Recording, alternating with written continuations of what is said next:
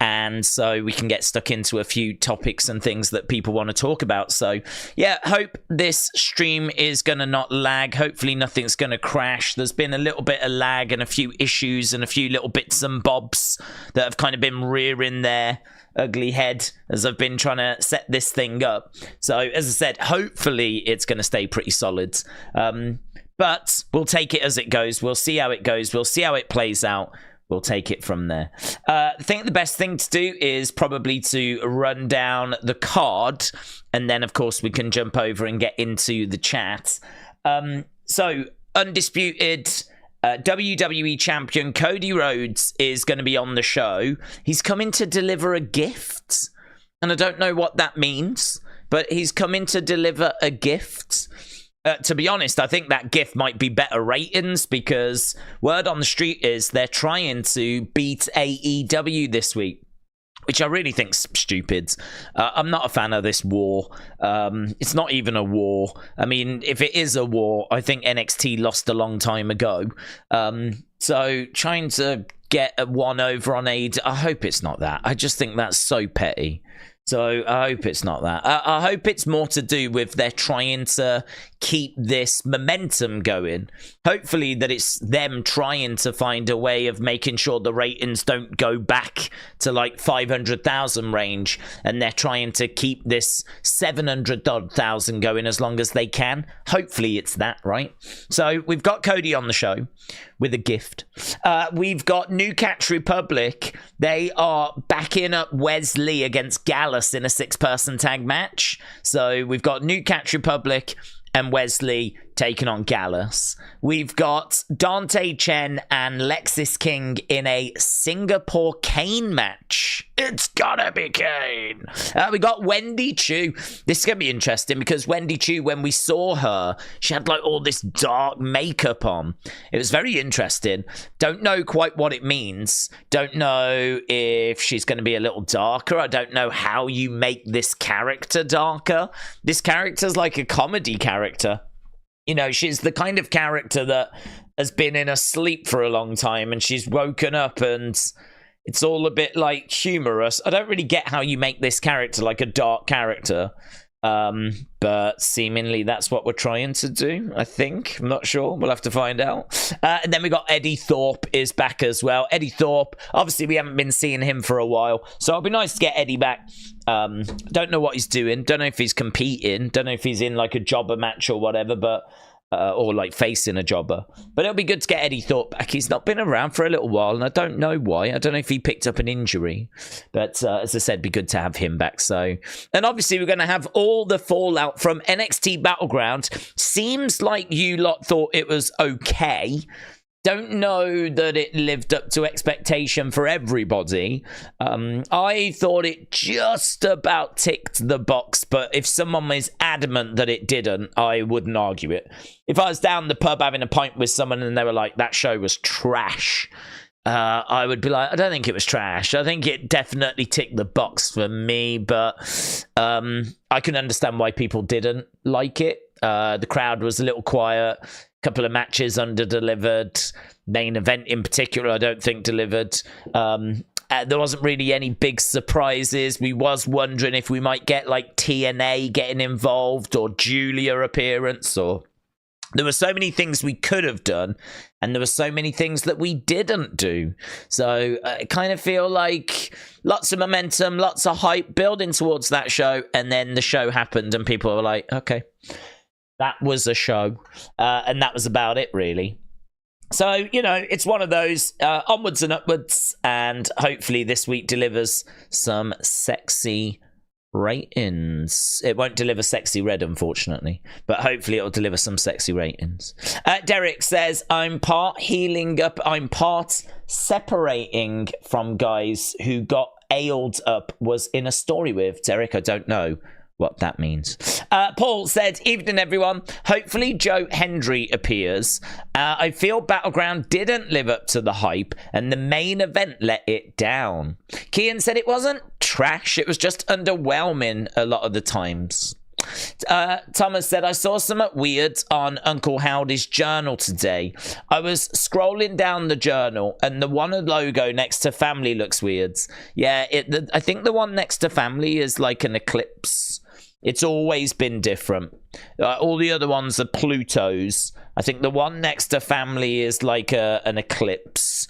And then the one at the bottom is new. And they just keep moving that down. So family's always had a different one. Io Sky versus Utami Marigold Summer Destiny 2024. It is true. Io popped up over at Marigold on the screen, and Io is going to be apparently having a match over at Marigold. So the Marigold's partnership, relationship is blossoming, shall we say? Yeah. Marigolds. Yeah. James said, ladder match stole the show. Rox Jordan was fantastic too. Yeah, I agree. I think the ending let Rox Jordan down. But the match itself was a joy to watch. Simulation says, I've got a question. What is your vendetta against Pat? Is it because he's living your dream job? When did I say that was my dream job? Commentating in WWE is not my dream job. I don't want to get into it, to be honest, because I really can't stand him, and I know not everyone feels that way, so it kind of feels like a bit of a fruitless conversation. But no, it's not a vendetta. I can't stand him. I'm sure there's people that you've watched that you cannot stand. I'm sure there's people that you watch on TV, wrestlers or commentators.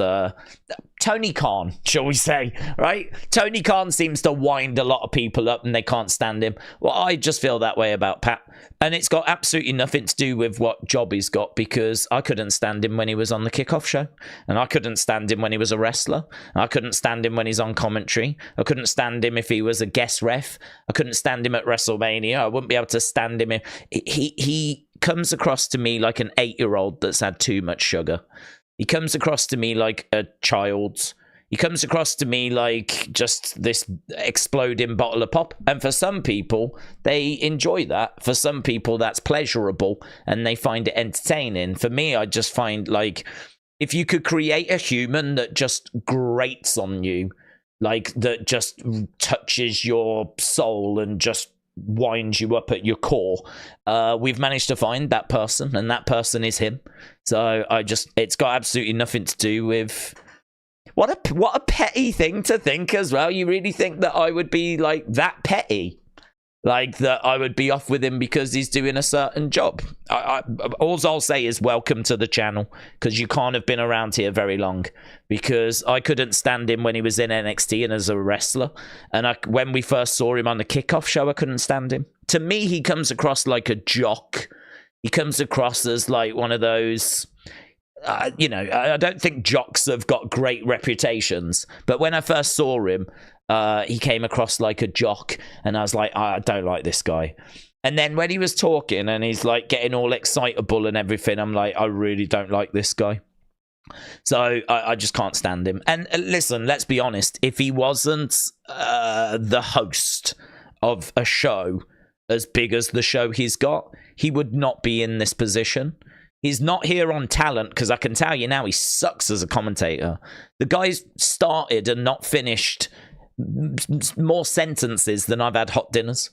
Like, he screeches. It's horrible. It's just not a pleasurable listening experience. And again, there's no point banging on about it, which is why we don't talk about it, because I can't stand him. I ain't going to change my opinion on that. But many people out there do like him, right? There's many people out there that do enjoy maybe the energy that he brings. So, it is what it is. But I honestly, I would rather watch a Raw at 3 hours of Maxine Dupree matches than have to listen to his commentary. So it's got absolutely nothing to him do any job. He could be GM. He could be referee. He could be flipping, shoving people to their seats.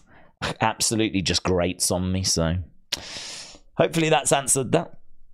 Akeem said, I need to go to court. Last week, the assistant DA for Troy, New York, is like Tiffany Stratton's twin sister. I couldn't stop staring. It was cracking me up. Oh, I thought you meant it was actually her twin sister. You mean that she looked like her? Oh, wow. Yeah, I could see that being a distraction. William, shout out to you. I hope you are well. So, NXT, we've got, as we said, Cody Rhodes. What do we think this gift is going to be that Cody is bringing? What do we think Cody is delivering to NXT? What gift could it be? It's a weird one, isn't it? I mean, I don't know how much they're going to dig into anything long term. I mean, I was thinking, could it be a wrestler? Could he be bringing like someone over from TNA? Could he be introducing someone new from AEW? Or is this just a ratings grab? Are they just like chucking Cody onto the show and they're just going to find a way of like, I don't know, let's introduce something. Let's have him do something. And it's just going to be like a bit of a throwaway segment. You remember like when Undertaker appeared on NXT and it was a bit of a nothing segment. It didn't lead to anything. He didn't put anyone over. He was just there to kind of boost the ratings. Do you think this is going to be the same? Do you think this is going to be the same? Or do you think that he's actually going to be bringing in like a wrestler? He's going to be like bringing over someone from AEW. Maybe someone else is coming. I mean, what I will say is the Ethan Page thing was kept very quiet. We didn't know that, did we? We didn't know about like Ethan Page coming over. So maybe they've managed to get someone else coming over as well, and we don't know about it. Interesting. Cody could be bringing his Stardust. He could be bringing his Stardust. That would be a gift, wouldn't it? I'd definitely be looking forward to seeing that if that's the road we were going down. Defcon Prime said Cody's going to be giving the undisputed title to Trick Williams, so that the new NXT title as yellow and black again. Oh, do you know what? That's not a bad idea, you know. I mean, I don't think he'll give him that belt. It would be great if Cody would obviously reintroduce the Winged Eagle, but I can't see that belt that Cody's got being the new belt for NXT. I think they'll want NXT on the front of it pretty loud and proud because that's kind of what they've always done. So I don't think they'll do that. But what if it is like like the gift is a new belt, an updated belt? Because those, I mean, it's a good point. That belt that Trick's got, it's got the colors on from NXT 2.0. It goes back to NXT 2.0.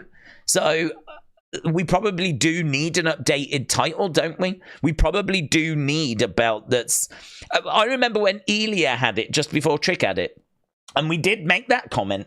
We did say that it needed to be updated because Ilya was wearing suits and he had the belt over his shoulder. And it just, with all the kind of colours on the front plate, it just looked a bit strange, to be honest. It didn't look very good. So a new belt, I think, is an excellent idea. I'd totally be down for that. If that's the direction we go, I'd be really excited. That'd be really good. I didn't think about a new belt, but I don't know if they've got that. I don't know if they've got that planned or if it is just a ratings grab, you know? I feel like it could be a ratings grab. I feel like it could be a case that they're just getting him on the show for the sake of getting him on the show. But if it is a new belt, that would be sick.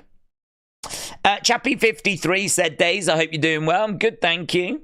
Bit confused about the whole wrestling escape pod thing, but I think we've got it sorted now. I'm also very relieved that the stream is holding because at the moment it's doing okay. But as I was setting up, like it kept crashing. I'm actually having to stream on my phone, which is very unusual, but we're doing all right at the moment.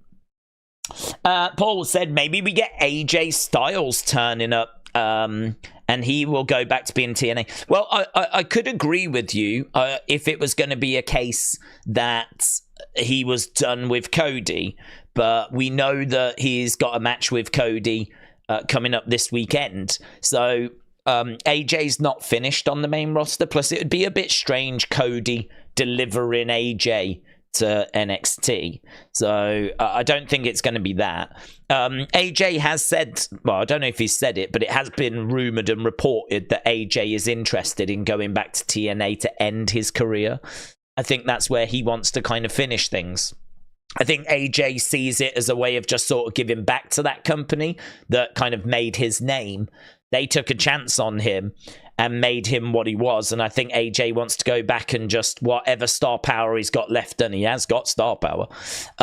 He wants to kind of give that back to TNA. So that's a lovely thing, actually. It's a bit like when old football players go back to their OG clubs. I think, didn't Thiago Silva go back to a club that he always all played for when he was a kid? And I think 50-odd thousand I heard showed up to see this football player go back. So AJ going back to TNA would be a real feel-good moment. So it'd be lovely if that kind of went that way. We could see Uncle Howdy getting a shot for the title. Could we see Uncle Howdy? We could do. I mean, I don't think that should be a priority. I don't think that's something that we should focus on, because I think that Uncle Howdy doesn't need titles. He's not really coming for that.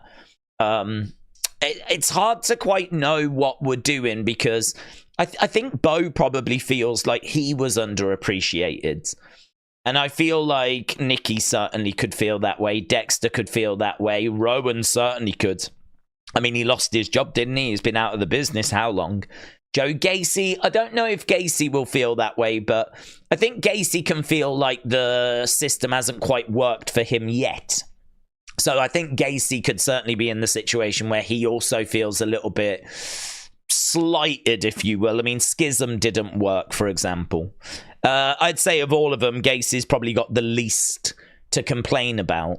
But if you look at Loomis, if you look at Rowan, if you look at Nikki Cross, if you look at Bo Dallas, maybe not Alexa so much, but she's not in yet. But if you look at all of those, you can understand, and to a degree, Gacy, you can understand why they've come together and why they feel like the system failed them and why they want to burn this place down, because they feel like they were underutilized and they feel that others are being underutilized. And I think we can agree with the fact that we're waving goodbye to Ricochet, that is true today, that people are still being underutilized.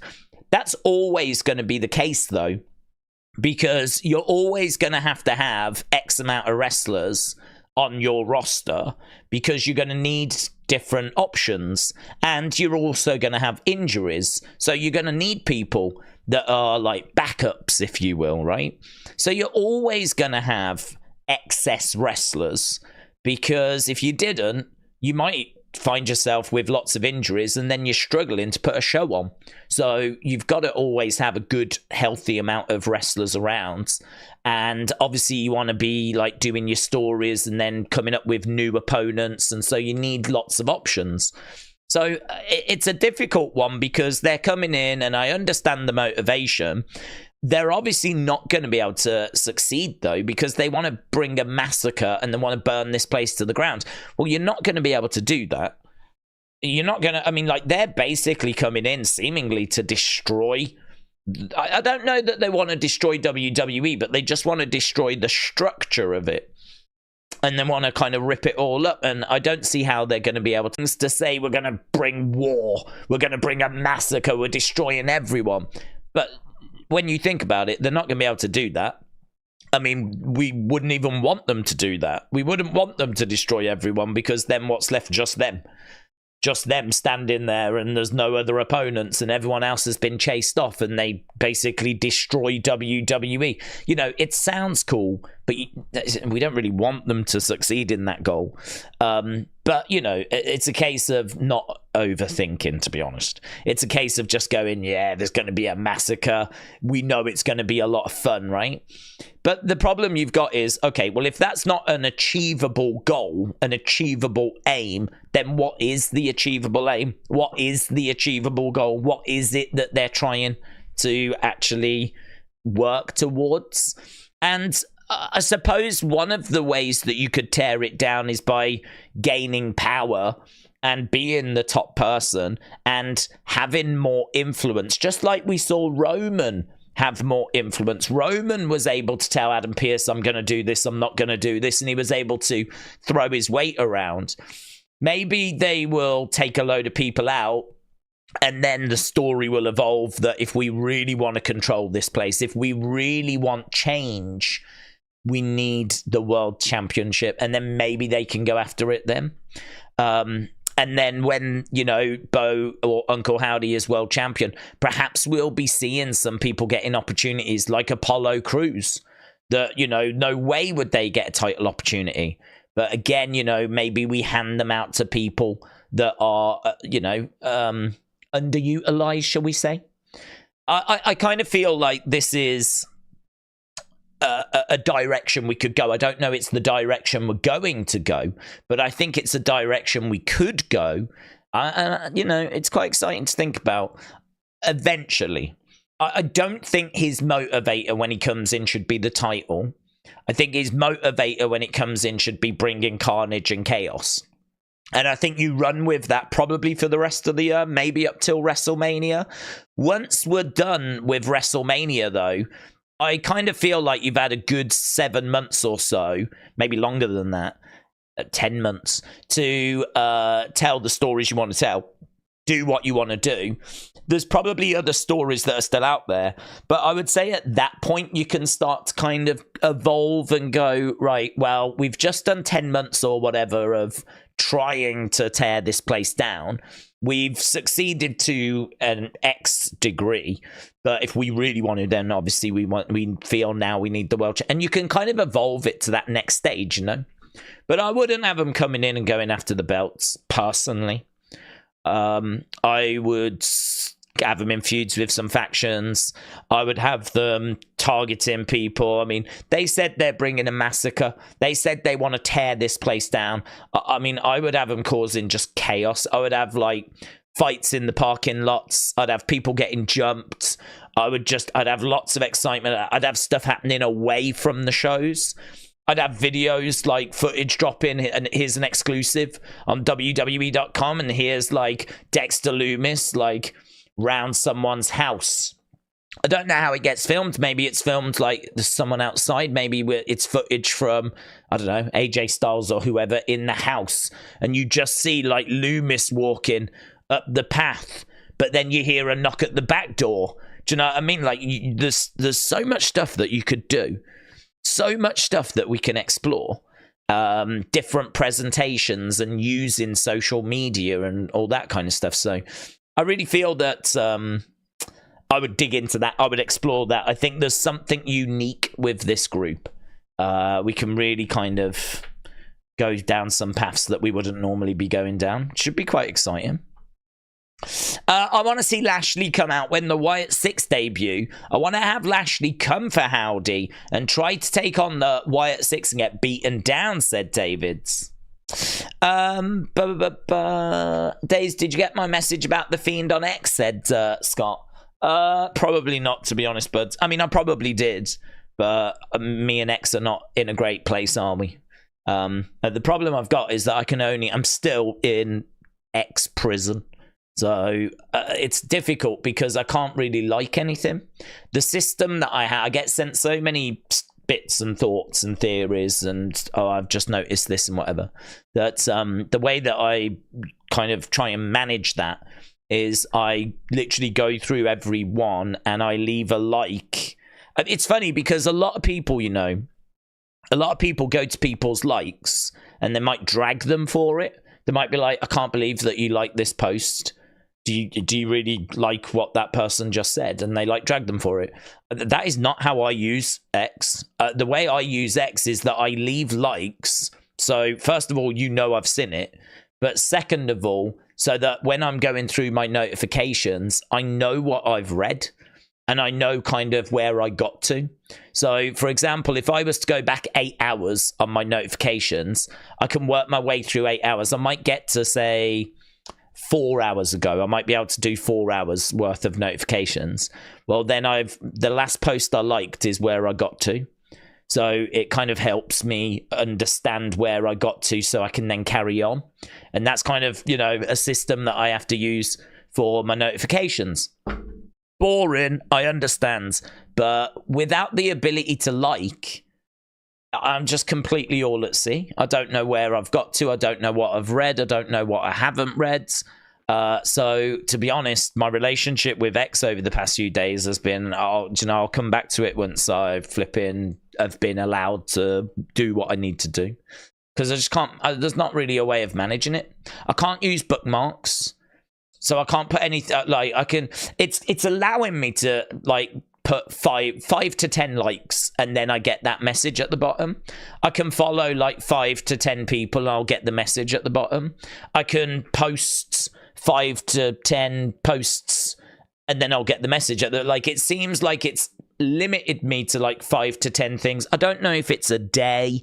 I don't know if it's every few hours. I don't know what the limitations are, but all I know is that very quickly I get that we believe this to be automated activity. That whole follow thing on Friday completely just ruined my X account. So as I said, you know, I still don't regret doing it because I've had people saying that they did get followers from it. So I certainly don't regret doing it, but massive lesson learned. Massive lesson learned. The ideas and the ambition that we had to try and help this community grow all of their followers is beyond what X allows us to do at the moment, unfortunately. Which is weird because I thought Elon was sort of all about, you know, less restrictions and all of that. But equally, I think they do have like a bot problem that they're trying to crack down on. And so they're under the wrong impression that I am a bot. It thought that I was a bot and I'm not. So, as I said, I kind of take it as a little bit of a badge of honor that X thought that I was a robot for all the work I did the other day. But I don't know when it fixes. I don't know when it sorts itself. I mean, it said 3 days, and I did get that midday Saturday.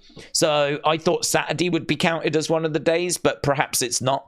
Perhaps it started Sunday, Monday, Tuesday. I mean, I should be back tomorrow then, if that's the case. I thought I'd be back today. So I should be back tomorrow. So, but it's really, honestly, such a bind. I can't do bookmarks, can't do unseen, I can't do real Nightbird videos, because I can't put anything into a bookmark. I can't save any tweets. And that's how I do those videos, is I save the tweets that I like, put them into folders, and then do the videos on them. I can't do that. So it's a real problem. David said, I can't believe how harsh that Ricochet spot was with Braun darting him into the RV. It sounded like he really smashed his head hard. Akeem said, I don't understand why we didn't just rebrand Ricochet. We ran out of time, to be honest. I wonder if there was... I wonder if there wasn't much indication that Ricochet was going to go.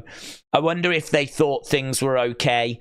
He strikes me as quite a nice guy that doesn't really want to rock the boat. I can't imagine him being difficult backstage.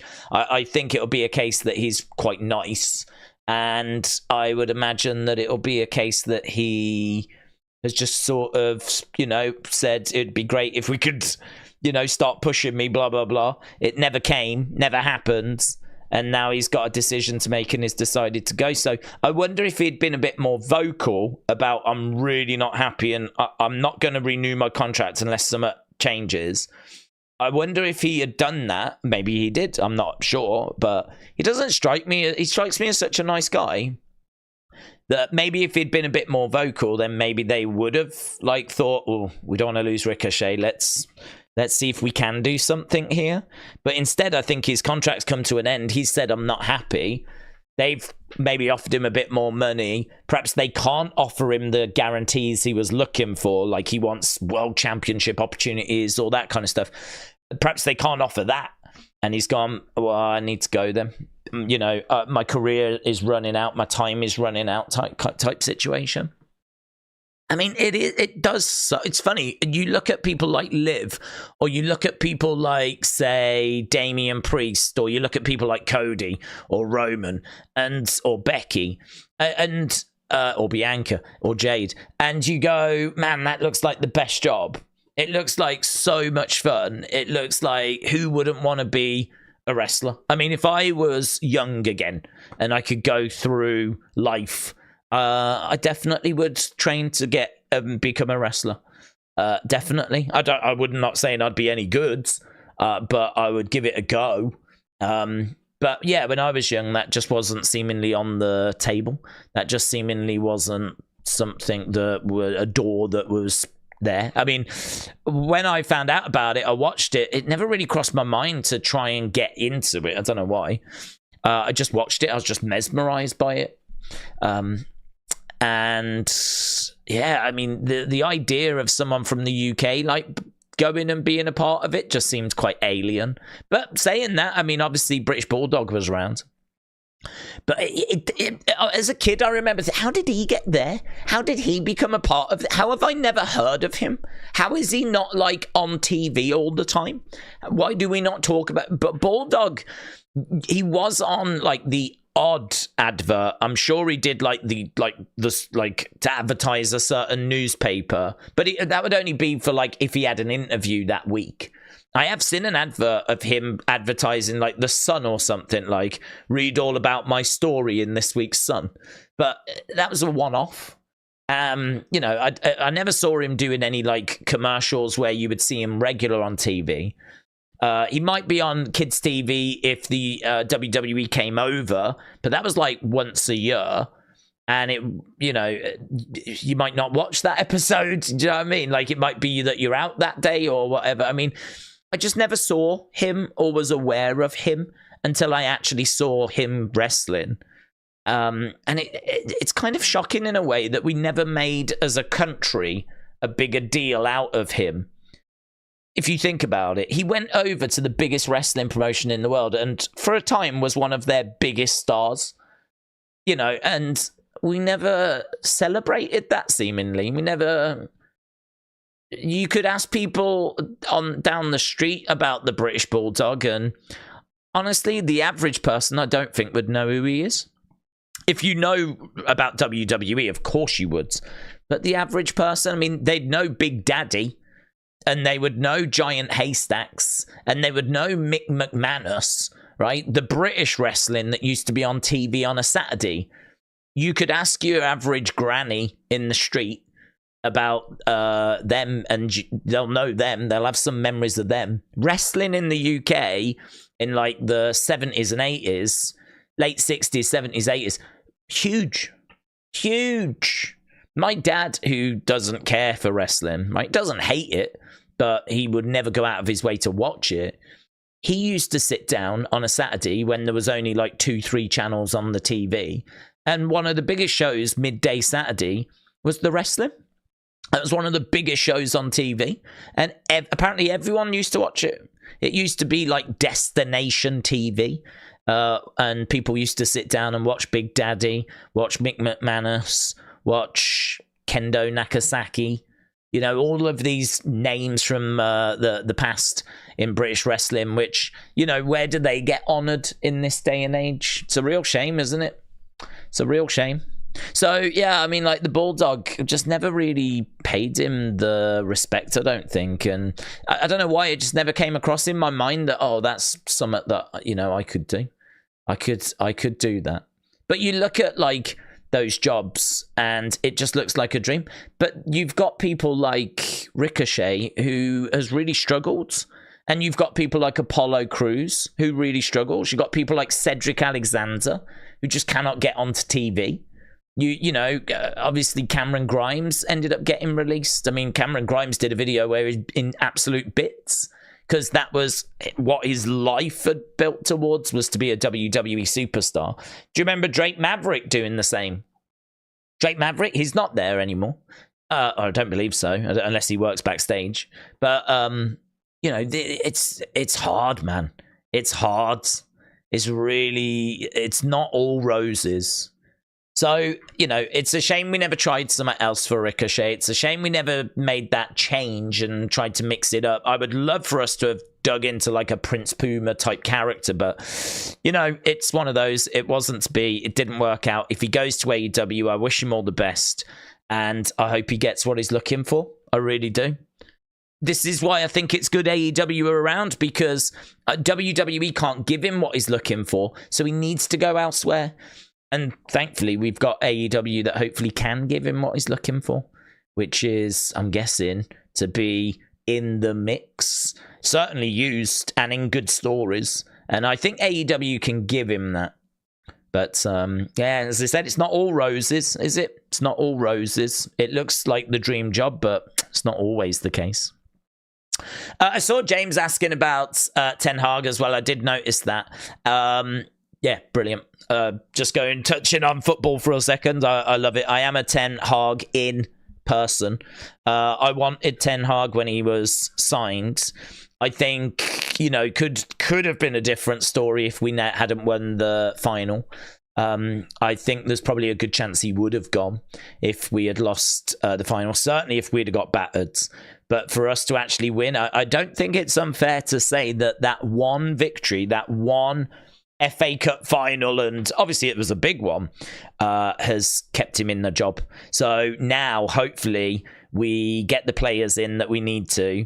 We obviously, hopefully it's going to just refocus the whole squad. It's a fresh start. And so hopefully we get in the players that we need to get in.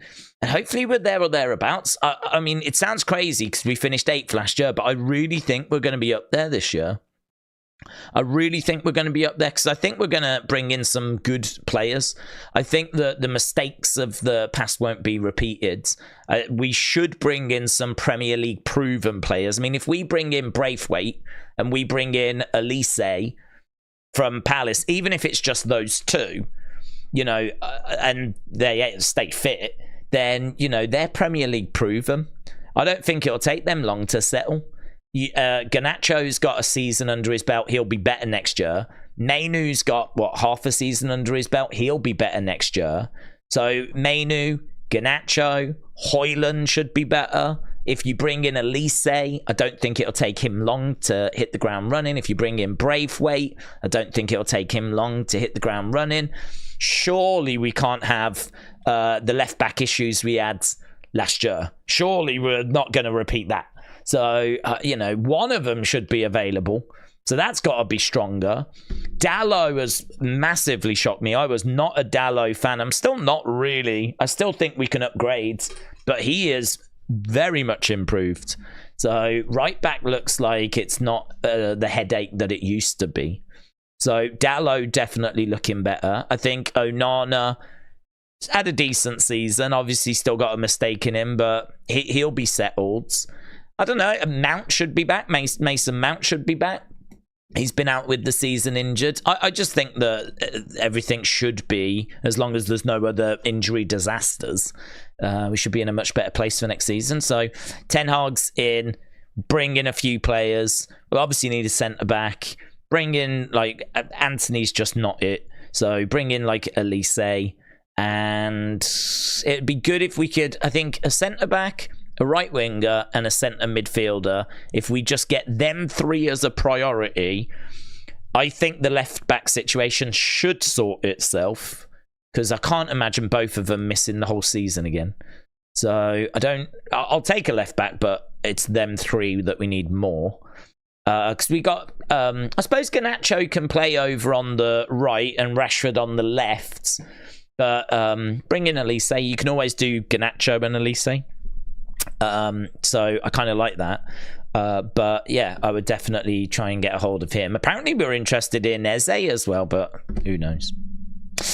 They talked about this on another podcast. If this was the last time in WWE, why would they show Samantha getting in the ambulance with Ricochet unless he's coming back with the company, says Mr. R619. I don't understand that point, to be honest. I think that you show that because it's so serious that that's what she would do. This isn't a normal precaution. This isn't, he's just been put through the car, should we just take him to hospital as a check over? This is serious. like, you better go with him. Like, he's done. So I think it's more how do you put the biggest full stop on this career? How do you put the biggest, that's the end? How do you send the message that, no, that, oh my God, he's done, that was it? How do you send that message? And to be honest with you, if you're going to put him through a car windscreen so dramatically that you need an ambulance, it's believable that Samantha would get into the ambulance and go along.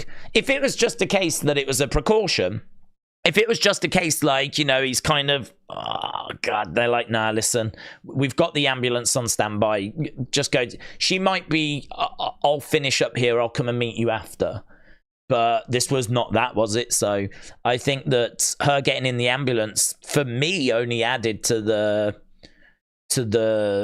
weight of the moment, and only added to the drama of the moment. And I don't really read that as, so that means that he's going to come back. I read it as, this is how we've put the full stop on his career. If it was Impact, Ricochet would have been stabbed, said James. Sonny said, I would like to announce my second book is published and now available. I did retweet that. The Soul Within. Sonny, you should, I'm sure you have, but on Discord, you should put like one of the poems in there to show people like what your poetry is like, so that they can obviously decide if they like it or not, and then they'll decide if they want to get the book or not. And is your other book been marked down as well? I think you said your other book was on sale. So there you go. If you want to support Sunny, she's now got a couple of poetry books that you can look into. Daze, have you seen the McGregor fight is looking to be off again, says Michael. I haven't, to be honest. It's been on, it's been off. I've been waiting for an announcement and one hasn't come along. So I'm waiting to see what we do with it. I'm expecting it to not go ahead because there was meant to be a press conference. That press conference was cancelled. I never saw when a replacement one was arranged. And so I'm under the impression that this thing has kind of fallen through. I haven't seen it confirmed. So if you're telling me confirmed, that's interesting. But yeah, I mean, I don't know. I reckon the fight will happen at some point, but I think at this point you just can't really rely on McGregor. I think the truth is that money changed him. And it's not, you know, it's not hard to see why. I mean, he is got tons of money. He's got his own bar. He's going to have gone out drinking. He's living it up. Do you know what I mean? He's done. He's done. And I think, unfortunately, that fighter is still in there. Like, you'd be a fool to say that he's no longer a fighter. I think he is. But is he a fighter that is going to put himself through a grueling training camp anymore? Is the dog still there? I reckon if he has a few and someone says something, the dog appears. But is the dog still there where you get up at 4 a.m, you go for a long run, you know? And rather than going out drinking, having a good, is that there? I don't know anymore. I don't think it is. And I think, you know, with age and everything and the lack of training, you know, his skills aren't going to be as sharp. I think he knows that. I don't think he'll ever admit to that, but I think he knows that he's probably not as sharp as he used to be, because things don't get better as you get older, and things certainly don't get better as you get inactive. You know, everything falls apart when you're inactive. So I think it's a real shame as to kind of what happened with McGregor. The end of that story seems to be a very disappointing end, but the end has not been written yet. He can still turn it around to a degree.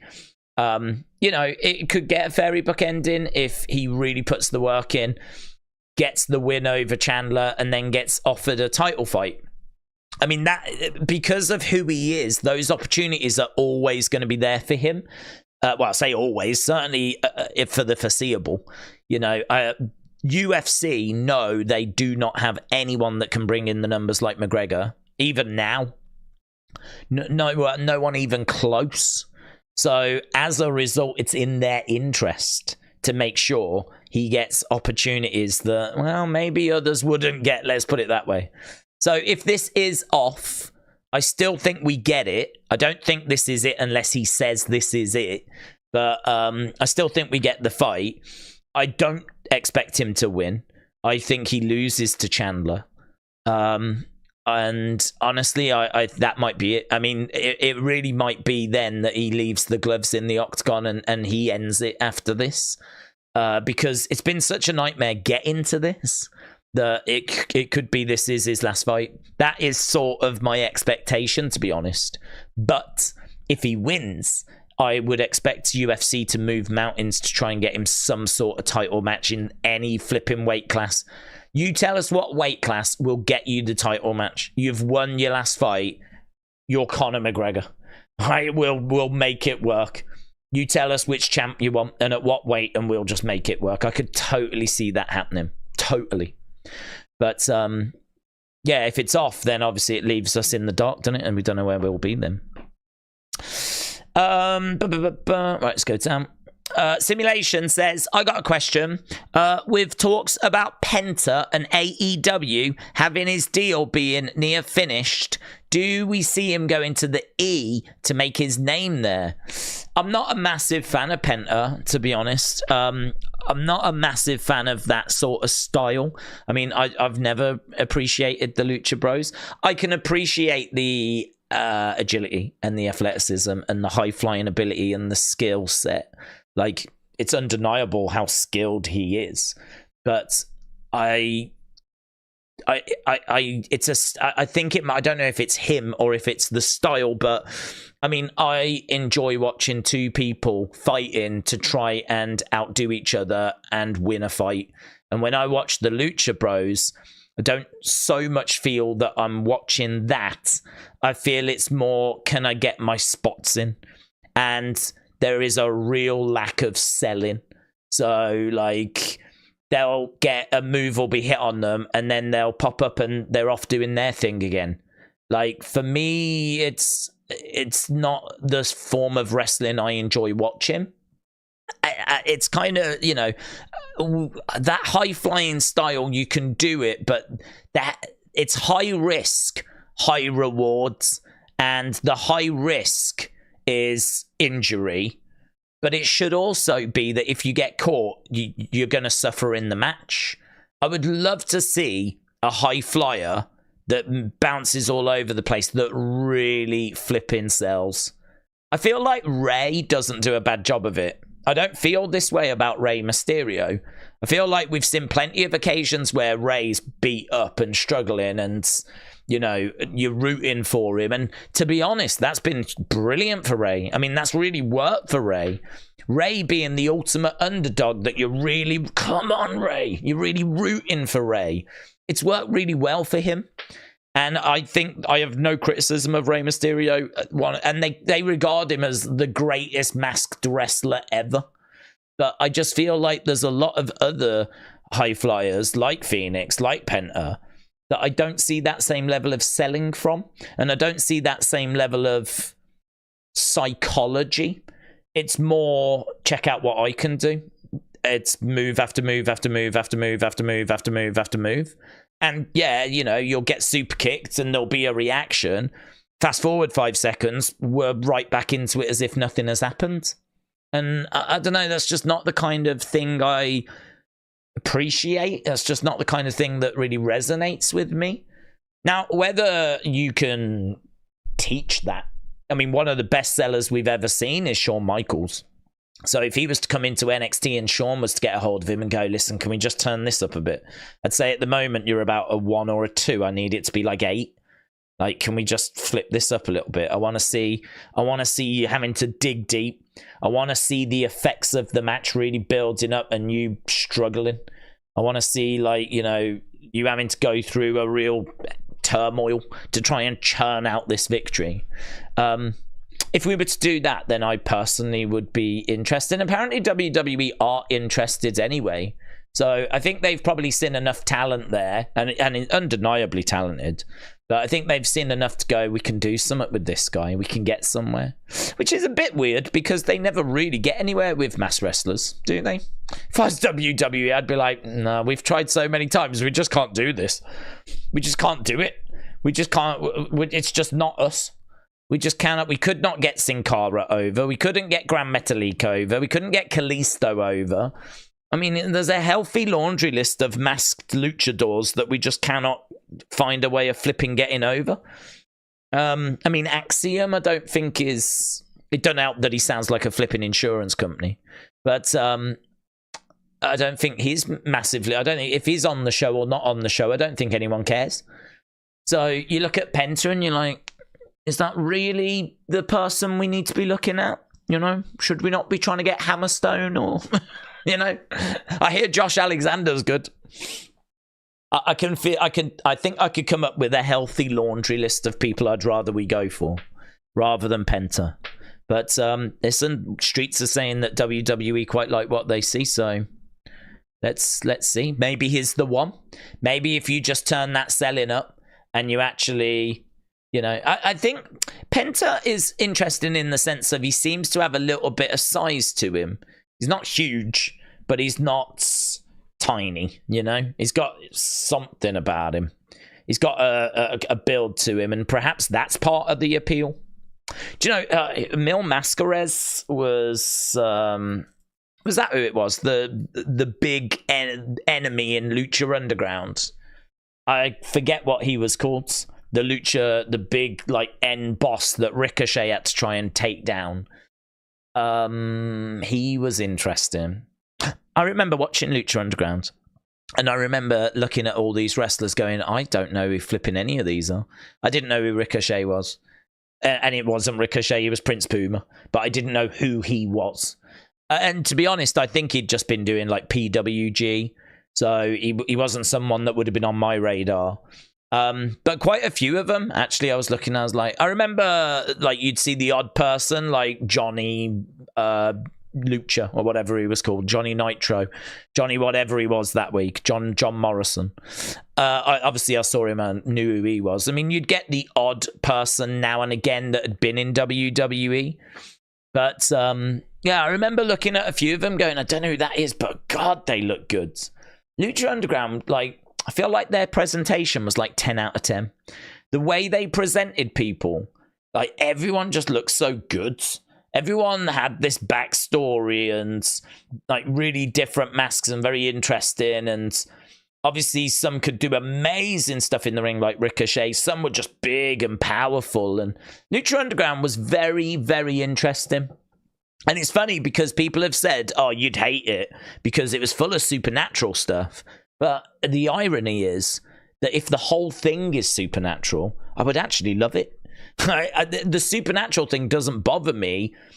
What bothers me is if you try and do it in, say, WWE, because in WWE, we've just got real humans that bleed, right? We've got human beings that have arms broken, that suffer, that don't have the ability to just vanish, that don't have the ability to just magically heal themselves. It is real people fighting. And if you then put in a supernatural character in there, how does that work? How can you root for the supernatural character that can vanish at any point or doesn't feel pain? Like, seemingly, I don't want to say can't be beaten, because we know the Fiend got beaten, but, like, it's just not it's not a fair fight. It's not an even fight. Like, it doesn't work for me. I can't get my head around it. But if it's a promotion where everyone is supernatural and everyone's bringing a different ability and everyone's got an advantage in a certain area, like this one can, I don't know, breathe fire, this one can vanish, this one is made of stone, whatever their powers are, right? If everyone's got something, I can vibe with that. I can get on board with that because that's the rules of the game. the rules of this game are that everyone's got a supernatural ability, and we're going to see what happens when the fire-breathing man goes up against the stone man. We're going to see what happens when the vanishing man goes up against the, I don't know, the guy that's got stretchy arms, right? Just reminds me of Street Fighter, to be honest. It's like, I love that game. Delsey with long arms and Blanca. Let's go. Let's go. Real life Street Fighter is fine. I can vibe with that. I have no issue. It's just if you're going to try and do it in a world that presents itself to be an extension of our world, that's where I'm like, yeah, I'm not sure about that. I'm struggling here. I'm struggling. I'm drowning. So, you know, when it comes to Howdy and Wyatt 6, I do have that little concern. I think as I've got older, though, I'd like to think that I've kind of got to the point where, you know, it doesn't bother me where I'm going to be throwing my toys out the pram or anything like that. I mean, I think I've got the ability to go, yeah, it's not for me. That's not what I'm looking for. Which is why when Howdy and the Wyatt 6 arrive, I'm looking more for them to be a cult. You know, and I've said before, I mean, for me, we didn't know what the Funhouse was. And the Fiend was like Bray's alter ego. It was his dark persona. And I was loving all that. And it was like a split personality thing. And I was loving all that.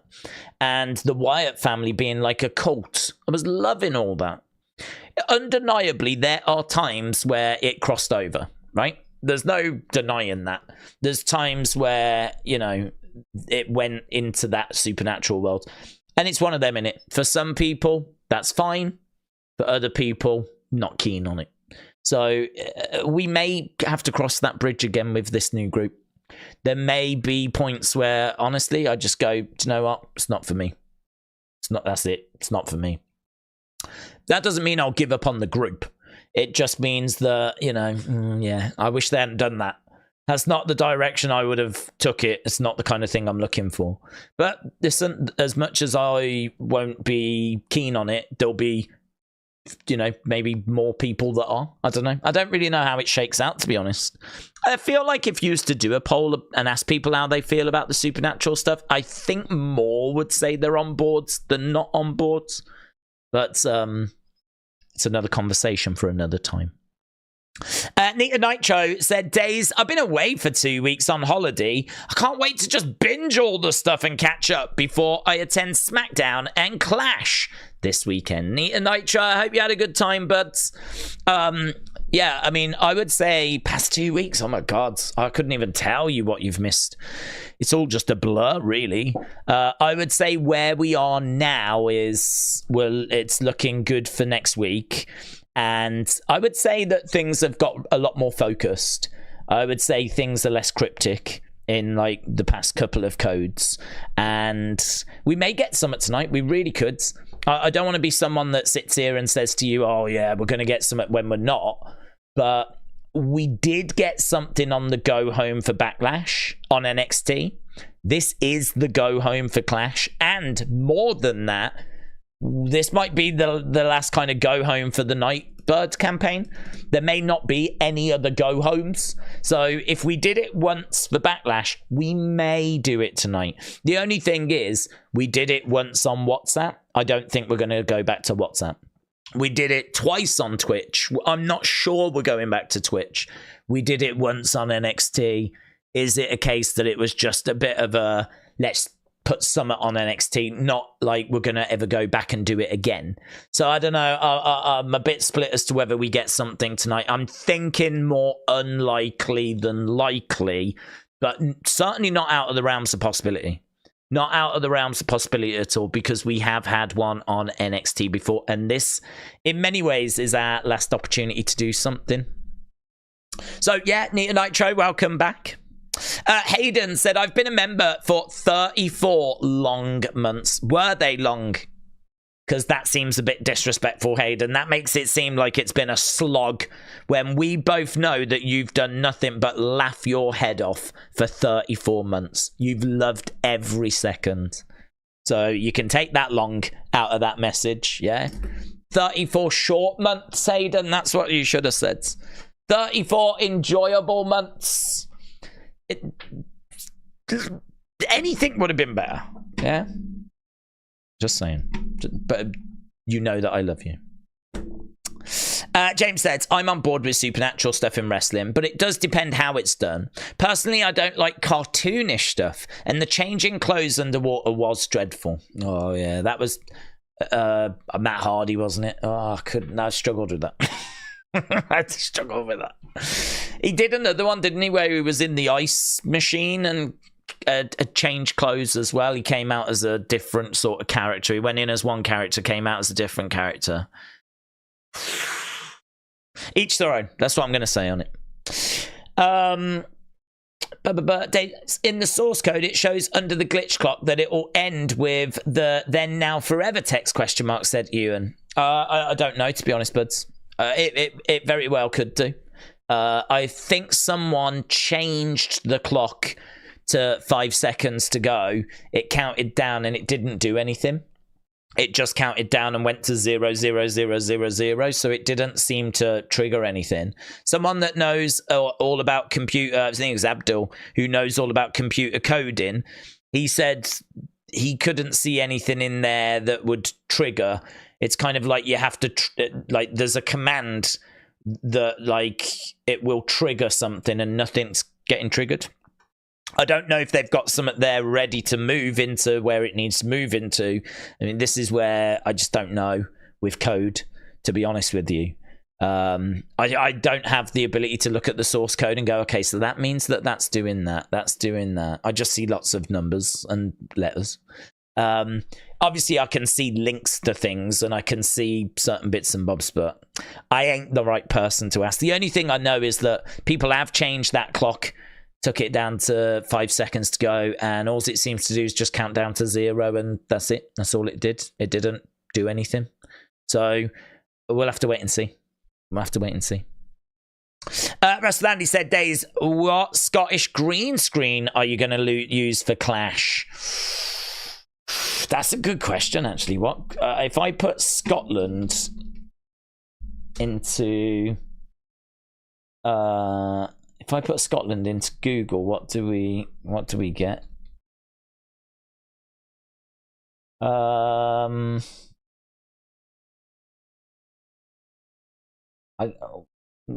probably be this, to be honest, buds. This is the first thing that comes back if you put Scotland in. I think, I mean, I don't know what that is. I think I think it's something to do with like the NHS, because I can see like obviously a needle. That's probably some sort of vaccine. That these look like they're probably like headache pills. I don't know what. I think these are like little stickers. They look like ladybirds, don't they? Actually. So I think this is like all medical stuff. So it's probably like a celebration of the NHS, I would imagine. And a mirror there just to kind of check to see, like, you know, if you've got any rashes or swellings or anything like that. So I think it's probably... I think that's really, it might be something like that. I don't know. I feel like celebrating the NHS is a lovely thing to do. I think that's a lovely thing to do, because the NHS, it does not get the support it needs. And that has been a big thing that this government has been trying to really talk about, is how we're going to really push forward the NHS, the National Health Service, get it back to its former glory. And I think what a better thing to do than to celebrate that, you know. So something along those lines. Apparently, if you put Scotland in, that's the first thing that kind of comes back. I'm just having a look, seeing what else we've got.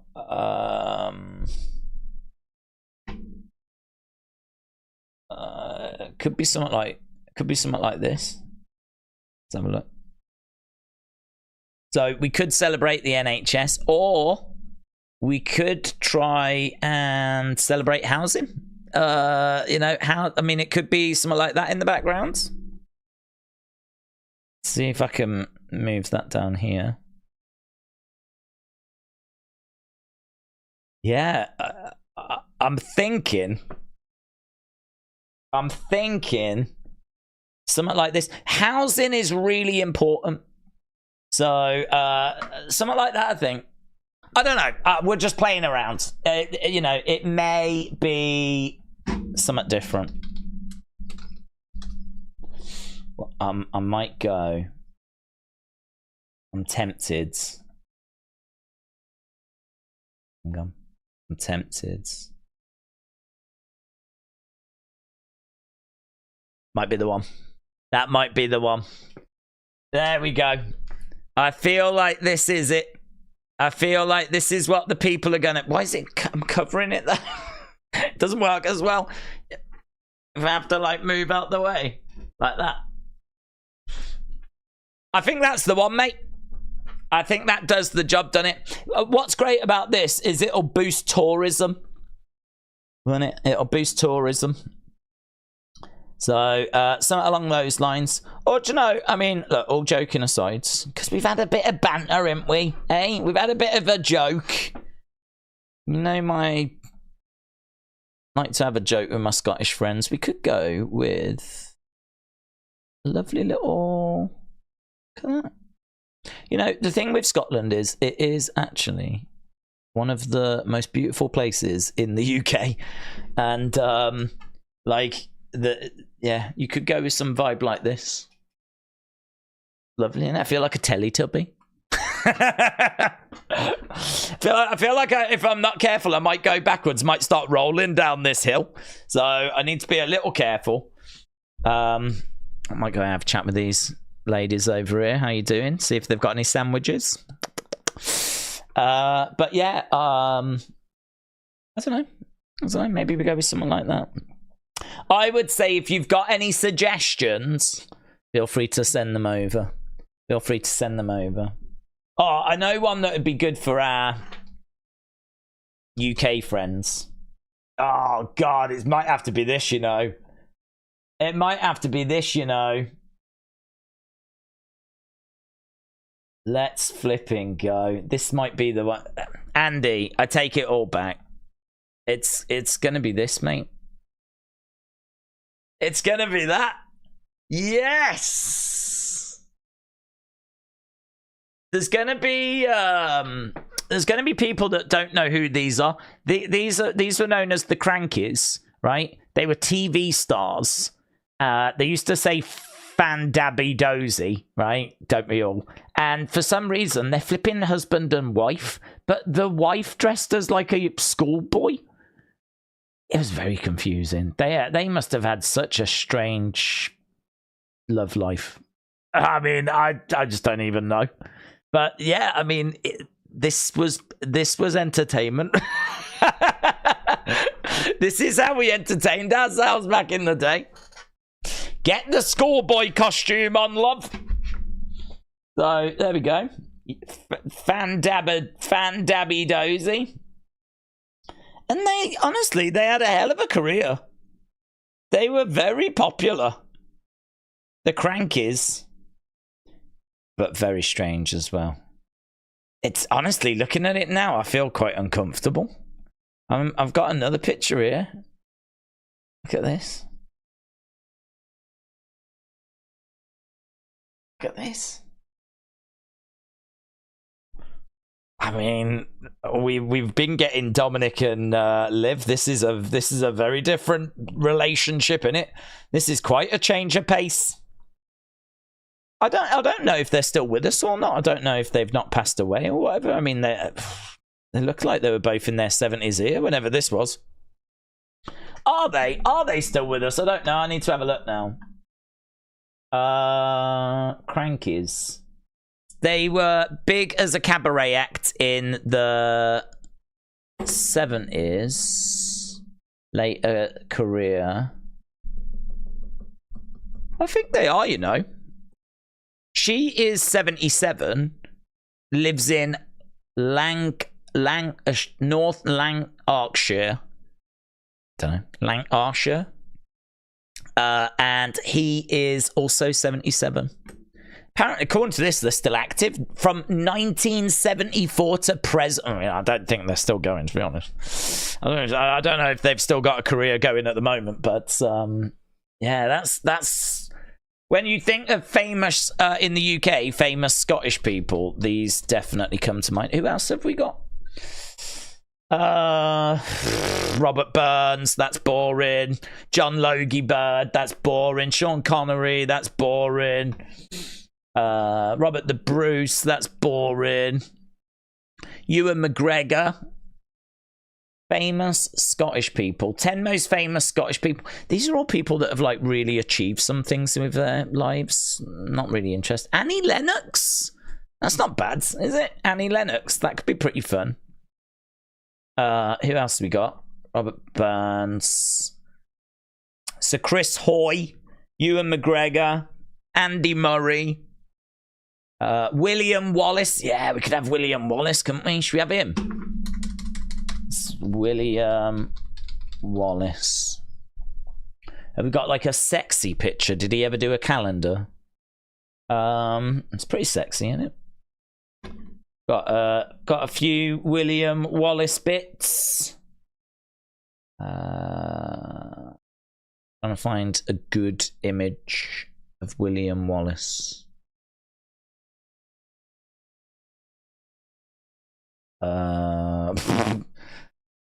I like this. There's a pretty funny looking statue. We could go with that one. I mean, I don't know what that facial expression is.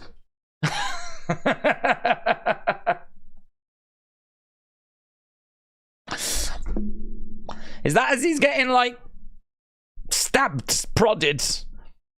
Don't know what that is. It looks like he's pooping.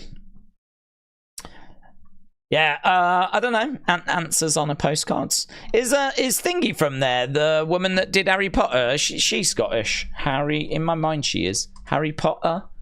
J.K. Rowling, is she Scottish? J.K. Rowling. She is British. She was from... Is she not Scottish? I thought she was Scottish. Oh no, she's English. All right. I knew she was British, but I thought she was Scottish. I don't know why I thought she was Scottish. Shows what I know about Harry Potter. Perhaps you can have Harry Potter. Do you want Harry Potter? You can have it. I thought you had it anyway, to be honest. Anna said, Daze, I've sent a picture on X for a green screen option. Okay. Let's go. Let's have a look what we got. Oh, very good. Very good. I can't use that because it's a GIF actually, but yes. Do you know, my old boss looked exactly like this person. Exactly like him. I mean, he obviously didn't wear... And he was Scottish as well, actually. I wonder if all Scottish people look like this. So, yeah, again, if you're in America, you might not know who this is. This is Rab C. Nesbitt. Weird character, Rab C. Nesbitt. Weird character. He had like a TV show. He had like a comedy show. And it was shown here in England, and it had a bit of a cult following. I think it was almost certainly bigger in Scotland. There we go. Do you know what I really like about this picture? It's really boxing off a lot of things, isn't it? We've got a Scotsman. We've got the police. We've got the scenery. There's a whole thing that's happening. I really like that. I think that might be the one. Because I think there's a lot of stuff being summed up here in this image. Yeah, this is a winner, I think. I think, Anna, you had an excellent idea there. I wonder if Wrestle with Andy regrets suggesting this. It's only banter. Daze, I'm ashamed. The only Scottish person that you should love or care about is Alex Ferguson. No, he's English. We had him.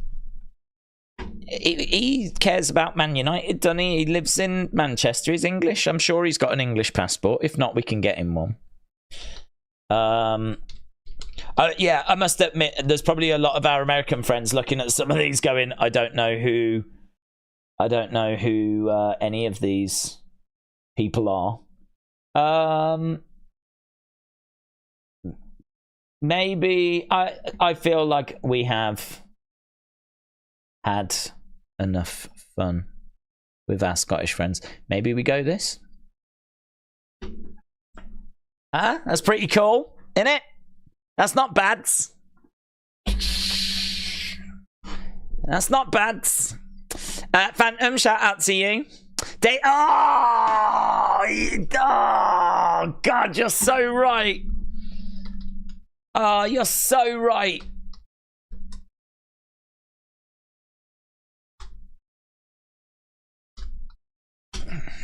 Brilliant. Flipping brilliant.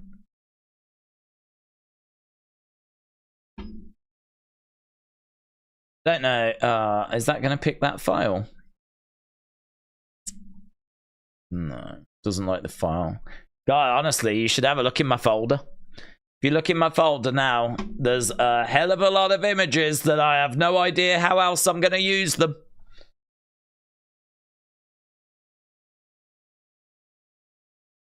That's it, innit? That's it. Done, mate. Done. You get one jelly bean each. One jelly bean. I need the, what the hell was that thing called? The mystery or something. I need that. I need the mystery.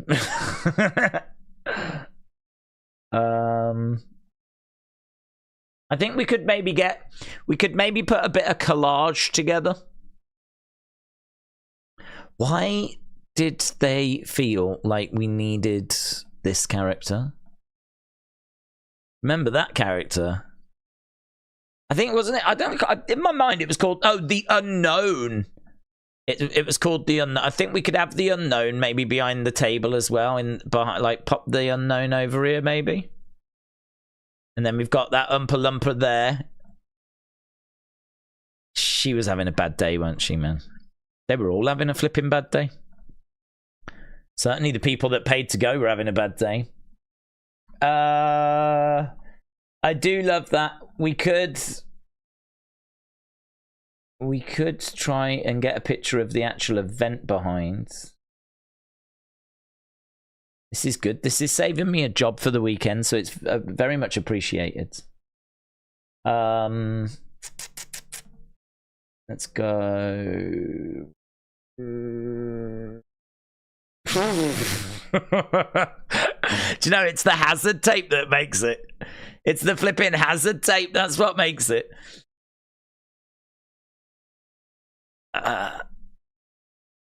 On the floor. Look at the flipping hazard tape on the floor. Look at this. Oh my God. That might be the new one. Look at this. Ready. Done. Love it. Flipping love it. You two. I don't think you two are from Scotland. One jelly bean. Yeah, they were handing out sweets to the kids, but they had to ration them, so they got one jelly bean each. Like, as you walked in the door, that woman that was the Oompa Loompa, she was like, there you go. There you go. Do a picture of Piper in his kilts. We can do that. Roddy, Piper.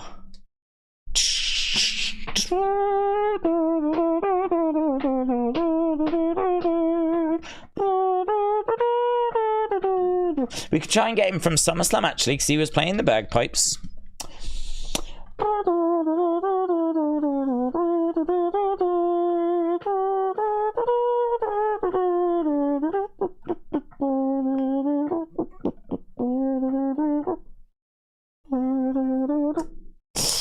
Right, here we go. There he is.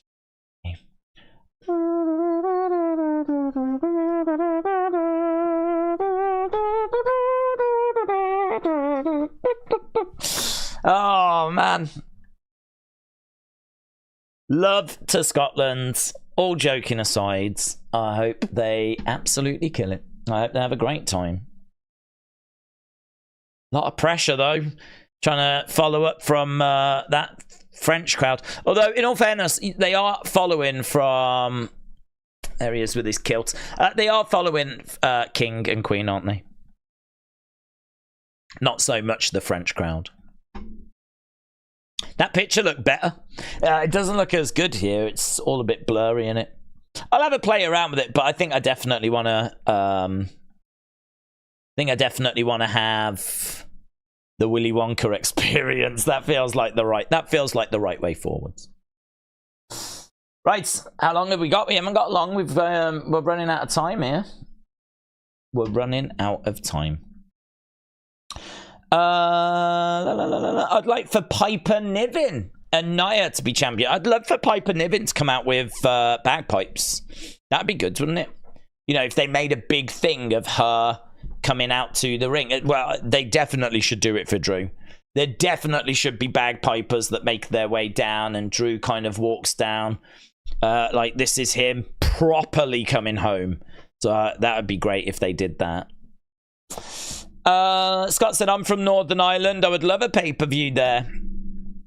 I hope you get it. Ireland absolutely deserves, and Northern Ireland, both either, absolutely deserves pay-per-view. Does Liv get 2 jelly beans? Said Dart. She would. I know that she might feel that she's a superstar and she deserves better. But no, everyone gets, I believe it's just 1, wasn't it? I don't even think it was 2. James said, don't forget that SmackDown is live 7 p.m. Friday. Susan Boyle said play. Yes. Subo. When she came out and did her I dream a dream of time gone by. Oh, God. Right there, wasn't it? Right there. If we had an entrance for that for Drew, then you know he's winning, said Daniel. Don't know. Maybe. But I feel like you have to just go big anyway. I mean, this is Drew. Drew should get that entrance regardless, really, whether he's winning or losing or whatever's happening. We read that. Drew loses on Saturday and Piper Niven loses, says Brian. I would instantly hate Piper. You would hate Piper? Well, you would hate Piper. Why would you hate Piper, bud? Do you remember the helmet advert in the photo booth? Do you remember him in the Hamlet advert in the photo booth? No, I don't remember. Who are we talking about? Piper? I don't know who we're talking about anymore. Oh, Rabsy Nesbitt. Do you know, I do remember this advert. I didn't actually know it was him. I never really thought about it, to be honest. So, yeah, that Rabsy Nesbitt guy did an advert from the late 80s, 1987. It's quite a funny one. It's quite a famous one here in the UK. I'm watching on TV and on a phone, so I can't be in the chat, said Zach. But NXT is about to be on TV if anyone cares. Yes, 8 minutes. Michael said, I wonder if Samantha and Ricochet made it to Liv's hotel room. Well, I hope they did. I hope they had a lovely time. If Drew loses at Clash or CM Punk interferes, the Scots will have no problem beating the French reaction, said Sis. Yeah, they are not concerned about making their feelings known. Phantom67, shout out to you, my friend. If you are just joining us, we are getting closer towards the start of this thing. I've got it a slightly different setup, actually. I'm trying to see if I can watch it on the same computer I stream on. I've never done it before because I'm always worried of it like interfering, but hopefully it's not going to. Word of Wrestling said, Daze, I hate being unable to do what you want on X. I hope it gets back to normal. Hype for tonight. Yeah, Word of Wrestling, shout out to you. It does suck. It is kind of just preventing me from really doing anything. As I said, even kind of going through my notifications is hard at the moment because X is broken in many ways. One of the ways it's broken is that you can't... I would love it if once you've read a comment, you can move it out the way. You know, that would be good. If you could, like, get rid of it from your notifications. But you can't. It's just this never-ending stream that's coming through. So the only way that I know where I've got up to is to leave likes, because it might say like 5 hours ago. Well, if I go away for a couple of hours, then obviously that's then 7 hours ago, and it's all, you know, it's not the easiest thing to keep on top of. They could definitely make that whole thing better. I don't know why they don't do that. I don't know why there's not the ability to just go, yeah, I've seen that, delete it off, you know, do like something like that. But no. So without the ability to leave likes, it's a killer. Right, we are just working our way towards the start of the show. 5 minutes to go. 5 minutes to go. If I was to write a child's book, I would write the importance of free will freedom and how it relates to what this country was born instead of what has been twisted into, says Akeem.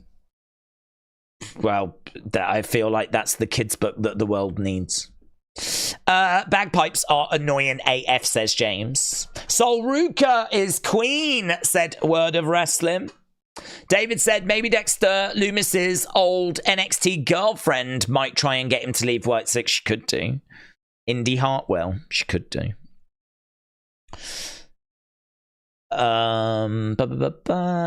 You are greatly missed, says Word of Wrestling. Well, it's only been a couple of days, but it's only been a couple of days. And thankfully, the QR code was not... Well, I say thankfully, but it wasn't as deep as what we've seen previous. So I don't think there was loads for us to... talk about. We were able to get that video out much earlier as a result, actually. Normally, the Nightbird video drops a couple of hours after Raw or whatever, but we just did it during the stream because there was nothing really to wait on. And I'm still not aware of anything that was found. I don't think there was any kind of hidden words or any hidden bits we didn't cover. Who do we want to be the next North American champion? Well, I think Obafemi's got it for a long time. I mean, I don't mind us pulling the trigger on Briggs. I'm interested in what we're doing with Brooks Jensen. So, yeah, there's a few options on the table, to be honest. There's a few options.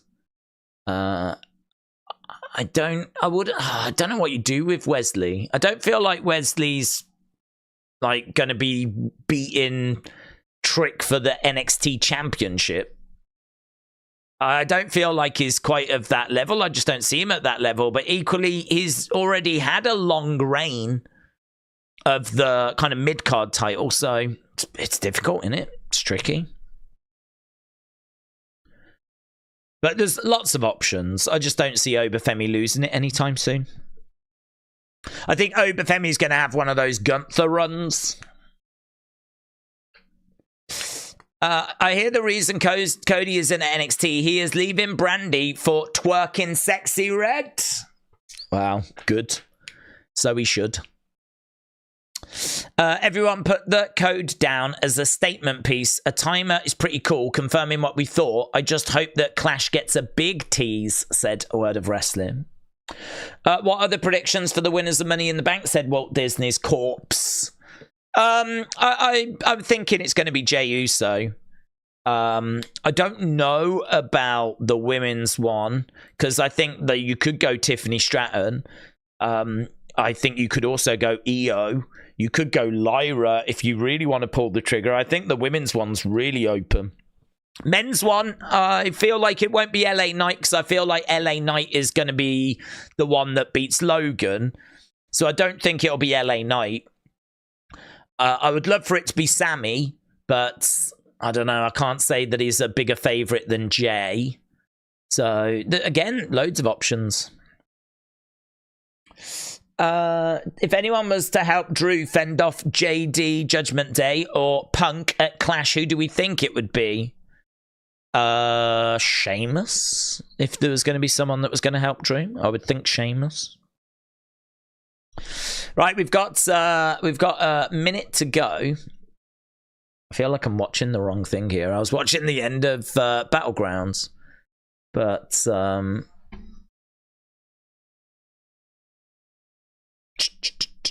let's go, baby.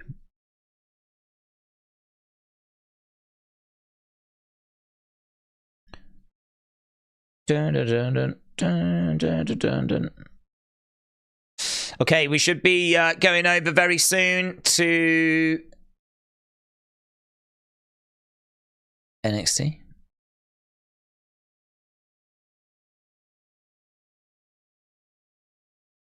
Lovely. Daze, given the QR code we had last night in the countdown, do we think we get anything big Friday? Or maybe an updated timer page? My expectations are pretty low now, to be honest with you. I'm not really expecting anything massive. I think that we're just going to get more clues to the 17th. I don't think... There may be another video. Part of me thinks they're done, though. We haven't had a video in a little while. It really feels like we've entered the final stage, the countdown stage, the less investigating stage, the more let's just make sure everyone knows it's Monday stage. Like, let's just make sure everyone knows that this thing that we've been doing is going to pay off next Monday, and let's make sure that message is out there. I think we're in that stage. Then, now, forever together. I think you can tie in the idea of writing a book that William had and how you did it. Keem, shout out to you. NXT, here we go. I still think the Hardys are going to come back. Jeff's contract's up with AEW this month, said Jessica, but he could go to Impact too. He could do.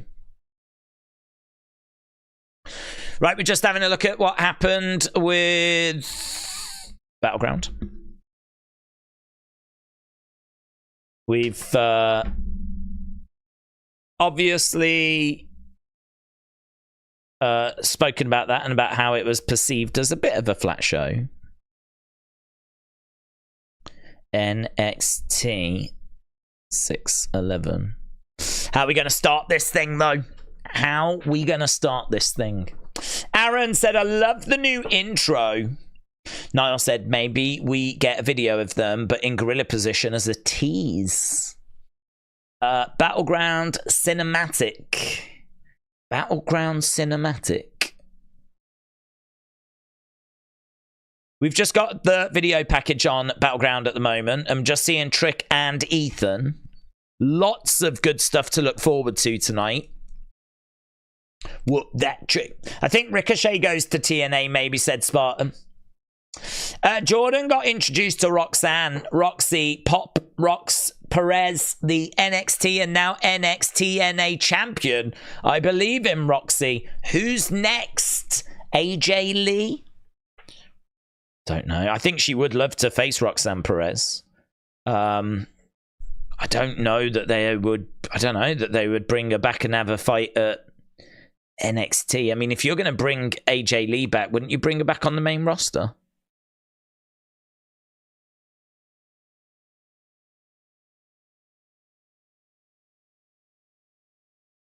I'm not expecting AJ Lee. I think we could get her, but just not Roxanne Perez. It's a match I think that AJ would want, but it's a match you can do really at any time. I was shocked that AJ wasn't at WrestleMania, wasn't at Royal Rumble. I mean, that's where she belongs. Maybe she could pop up at SummerSlam. That would be pretty sick. I feel like that return is huge. I just don't know that you do it on NXT.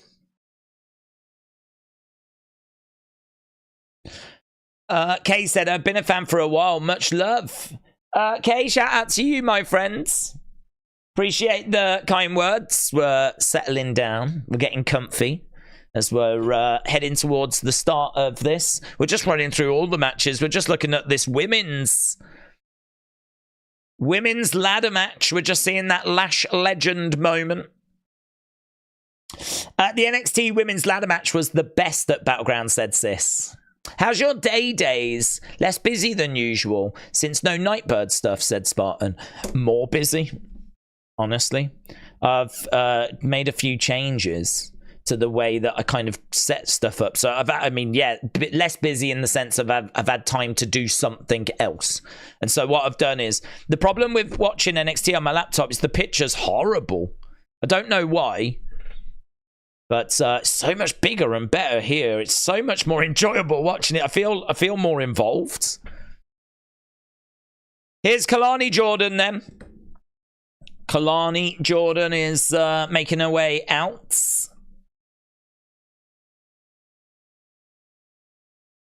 She showed the spirit of a Spartan. So Kalani Jordan making her way out to the ring.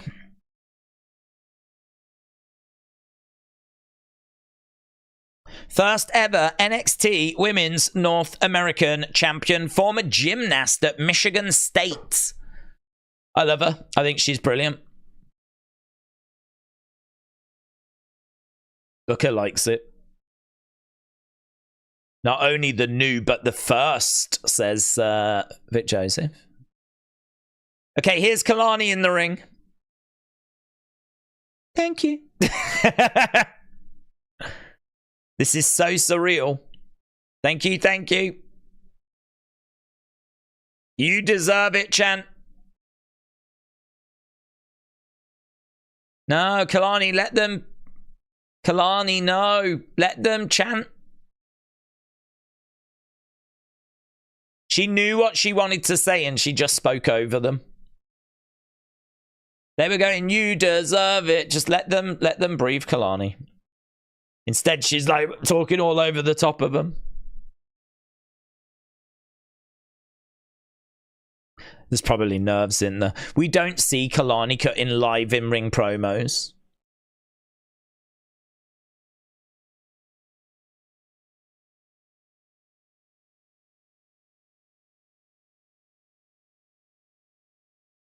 You deserve it.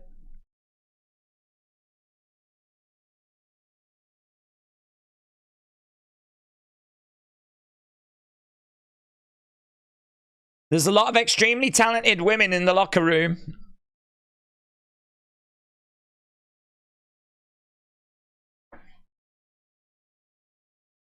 No one can do it like Lani. Okay, so OTM. Here is Jaida Parker.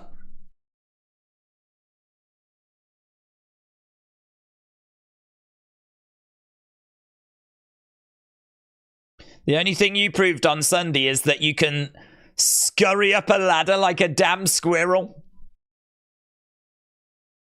Jaida Parker making her way out.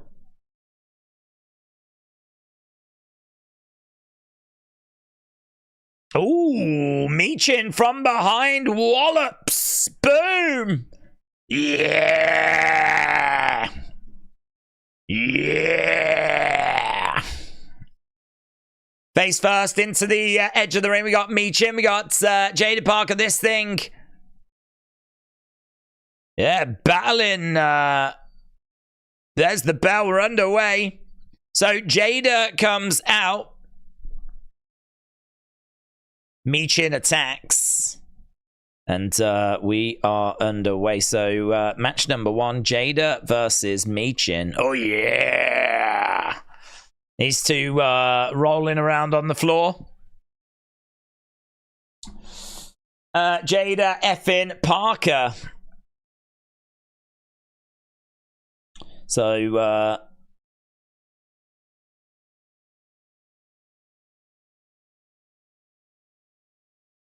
How are you feeling after Battlegrounds? And he's like, oh, I feel all right. It's like, no, we're not talking about that. Talking about the last time these two faced off, you got knocked down. Nice kick there.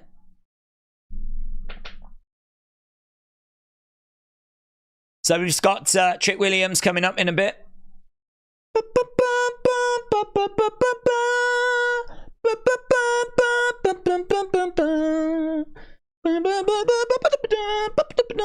Right, we got Jaida in the corner.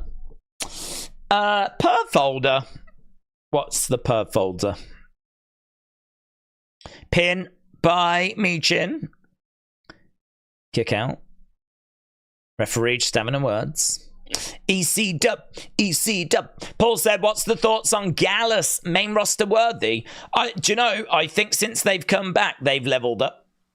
I was not that keen on them before because they didn't really add much depth, but I kind of feel like they've shaped up their look a little bit. They're, you know, talking a bit more. There's a little bit more weight behind what they're saying. And I think, to be honest, it helped me go into that house show. Because when I was at the house show, I really appreciated how good they were in person. They were interacting with the crowd, trash talking back. They were really good. They were really good.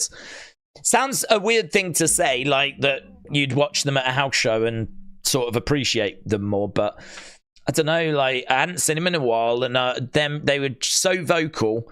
They were doing like some of the classic heel work that you would expect, and they were really good. They were really, really good.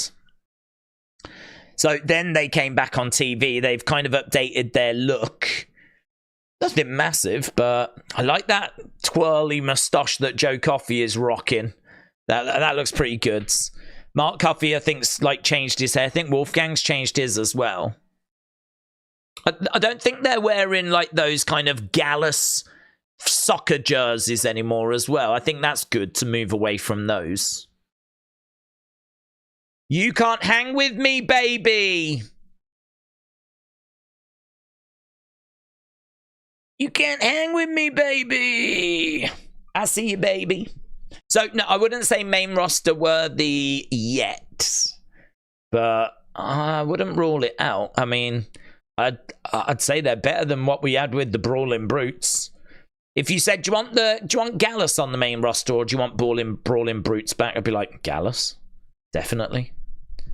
So we ran with Brawling Brutes. You can make the argument it didn't work. I might be wrong, but why aren't Good Brothers the top team? They are credible, said Aaron. Aaron, I hope you well, buds. Yeah, I don't know. They're suffering from that kind of Ricochet-itis where they're being underutilized.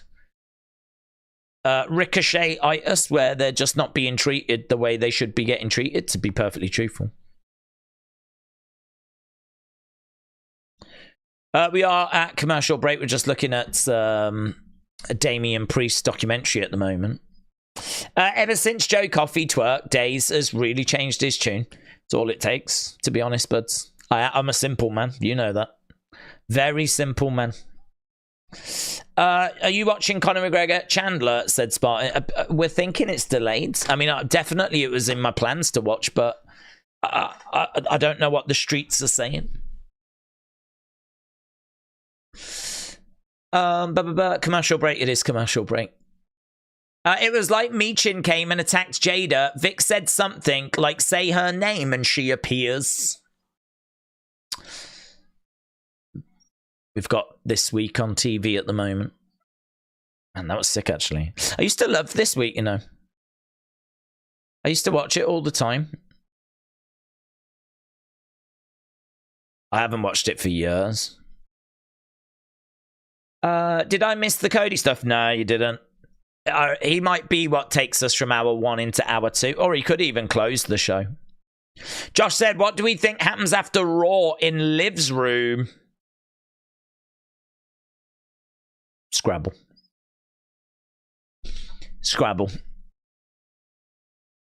It'll probably be one of those where you're expecting one thing, but it ain't what you get. She's a woman. Listen, she's a woman of class. She ain't Whatever you've got, whatever you're imagining in your sick mind. That's not the Liv Morgan I know. I don't know her, but I can't imagine that that's the kind of thing she'd be partaking in, you know, so. No, it'll be, they probably just got like a DoorDash order or something. She paid, though, so, do you know what I mean? Still not down on it. Cody has been cancelled, said K-pop lover. What's he done? What's he done? What do we think's gonna... Oh, we answered that. Well, we tried. How do I watch NXT in the UK? You need the network, which surely you have. If you're a WWE fan, surely you have the WWE network. How can you not have the WWE network? Right, we're back to the action. Jaida Parker battling with Michin to open up this contest. Michin trying to roll up Jaida. Michin obviously bringing the experience. Jaida. Oh, drop kick to the midsection there by Michin. Michin gets up. Working on the arm. Down she goes. Double knees. Michin going over to the corner. Charging over. Shoulder tackle there by Jaida. 1, 2. And kick out by Michin. Frustration for Jaida Parker. She's really got herself over, hasn't she? Seems like people took attention to her. Like she caught people's eye, and she is keeping that, holding that attention. In all fairness, we've seen lots of good-looking girls that have not been able to kind of keep the crowd's attention, but she can back it up with in-ring work as well. Back elbow by Michin. Head scissor takeover there by Michin. Jaida getting back up. Shot. Oh, lovely clothesline. Super kick there by Michin as well. Looking to charge over. Jaida in the corner. Old school drop kick. Love that. Say his name and he appears sign in the crowd. Slap coming in. Shot coming back by Michin. These two battling in the corner, looking for a DDT. She gets it. Goes for the cover. Tornado DDT, but shoulder up. Cody would have to kill a puppy to get cancelled. Planet Dan said, it is my first time watching NXT since Black and Gold, and I enjoyed it. So I'm checking out what the TV product is like. Oh, you watched it of the weekend for the first time? Well, I mean, the encouraging thing is that I think people watched that show and sort of felt that it was a little bit below their expectation. Oh, man, look at that hip attack by Jaida. Look at that hip attack. That was sick, man. That was sick. That's brought out the Good Brothers to check on Michin. That's interesting. I don't think I've seen the Good Brothers with Michin. So the Good Brothers have actually come out. Look at this. Oh, my God. So good. 1, 2. Now, this is an interesting development that they're around. Are they going to bring her back into the folds? What is the plan? What is the plan? Jaida looking to go underneath the ring. She's grabbing hold of a chair. So she's grabbed a hold of the chair. She's getting... Oh, Gallows and Anderson are getting involved. Don't you touch her, Anderson. Snatches the chair away. Michin rolls up Jaida and it's a win. So there we go, man. Gallows and Anderson get involved, and Michin manages to pick up the victory. Booker T's like, not like that. Come on. No, like that. However you get it done. Certainly if you're Michin, who definitely has not been given the opportunities that she deserves. Ah! I didn't notice that at the time. Michin slapping the rumpus. Is that the words? The derriere. The cheeks of the peach of Jaida Parker. Let's go, man. Playing them like bongos. I wonder if you could have got a tune out of them.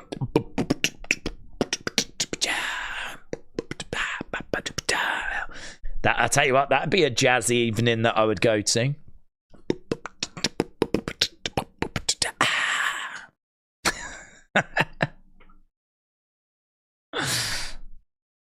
Tomorrow, lads, prove it. Shut up. Shut up, mates. There's Cody arriving. The champ's here. The champ is here.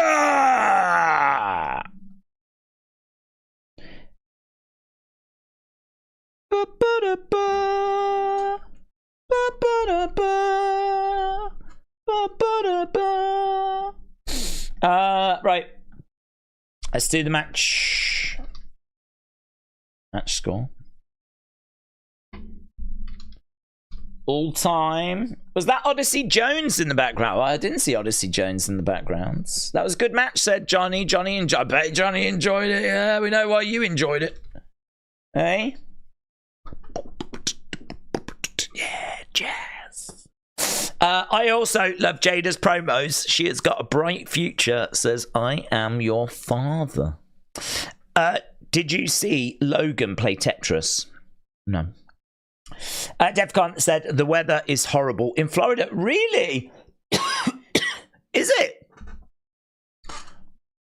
Why is it bad? Why is it bad? Uncle Howdy and Alexa Bliss tease.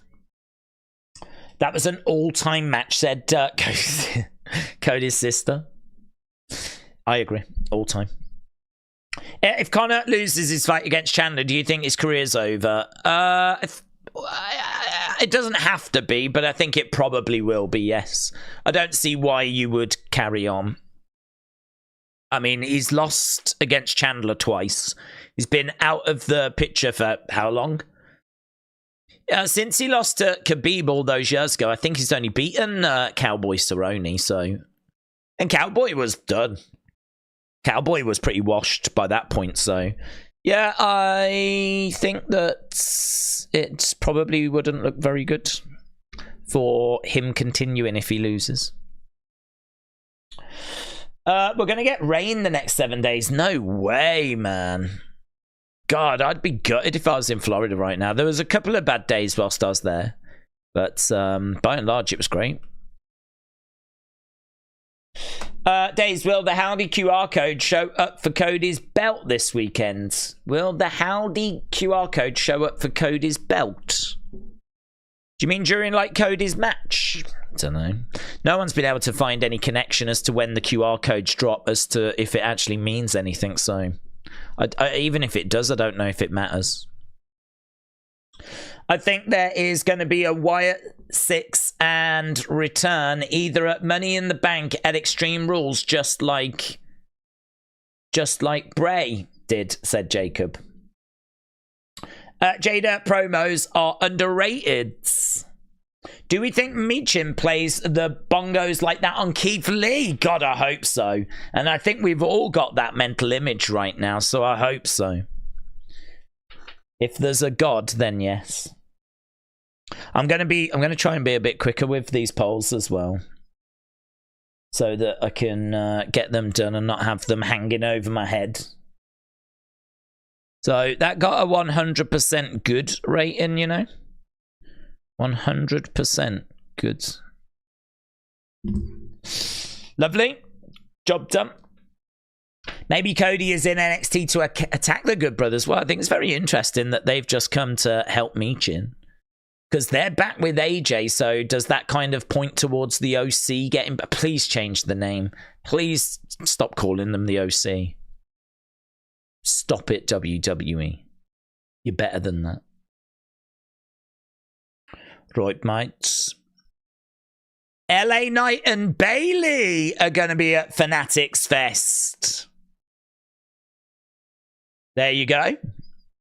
Just announced. August 16th. We've already got Cody, Hogan, and some other boomer.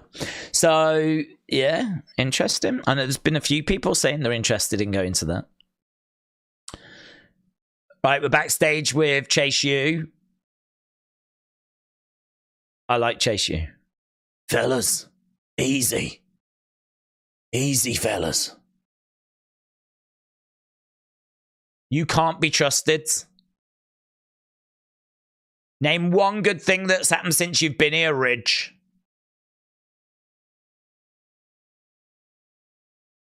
Duke insisted we went out there last week. This was during Thea's match, wasn't it? Lots of arguing. Here she is. Oh, language, young lady.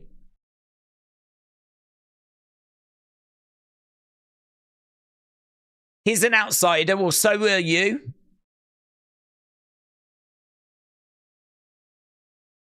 Oh. She's reminding Mr. Chase that he gambled the university away.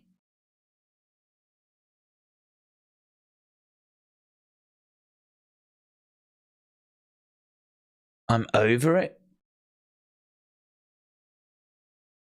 We're all Chase you.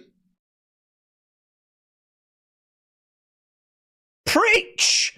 Preach! She came in with fire and passion and she sorted them guys out. Thea Hale is saying, get on the same page. We're all Chase you. Fired up Thea Hale, let's go. Thea showing those actual promo skills. Yeah, I mean, all I'd say is it might be a little different if she was out there in front of the live crowd like Kalani. I think it's one thing to do it backstage when that could be take number 5. It's a different thing to try and be out there doing it live, but you can only judge off what you see, and that was very good. Hey, hey, hey. 6-man tag now. 6-man tag. So this is going to be Gallus.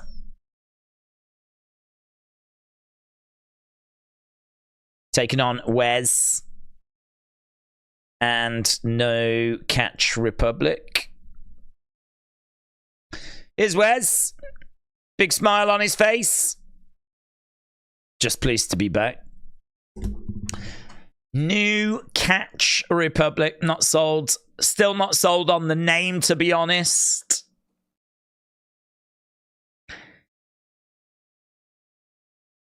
Love the gear, though. They've started to get, like, matching looking gear, haven't they?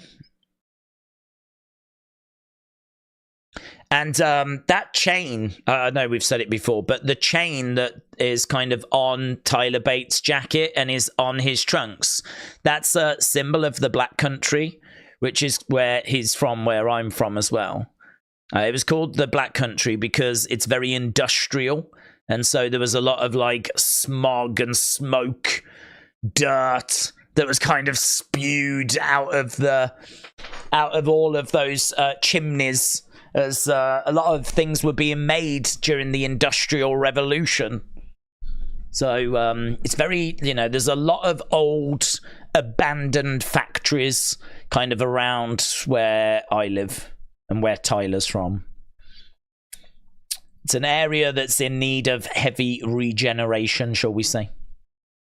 But there's still industry there. I mean, there's still like, glassworks, metalworks, places like that. But there's a lot of places that, their time has been and gone.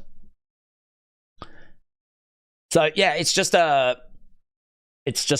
symbol of that, to be honest. Shoulder up there by Tyler. Historical. Yes. Oh, Anna knows. Anna knows. Anna probably lives in one of them factories. Probably got a whole factory to herself. Lovely big factory that's all been renovated. Looks the part. You probably could actually get some of those buildings, really do them up and get them looking modern. That kind of exposed brickwork look. Well, if you like that, we've got loads of them buildings. It's just that some of them don't have roofs. Pete is pulling back on the arm and he's grabbing a hold of the fingers. Joint manipulation on the go. They should have just stayed with British Strong Style, said James. Yeah, I agree with that. It's a better name, innit? You're from the UK version of Detroit. Do you know, Alex, I wouldn't compare that, to be honest, because Detroit is its own place, whereas I feel like this is... it's a lot of towns and cities. It was a region, you know? It was, I mean, at one point, it was probably the country that was like, had factories and, you know, you go back to the 1800s, you've got a lot of like metal works and glass works and potteries and stuff like that. If you go to Stoke, there's lots of pottery places there. Starbridge, where I'm from, is known for its glass. But then you've got places like Tipton and Wolverhampton and, you know, all of these places collectively are known as the Black Country.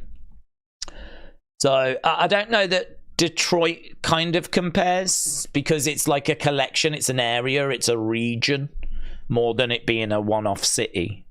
But yeah, there's definitely places that are run down. The best years are behind them.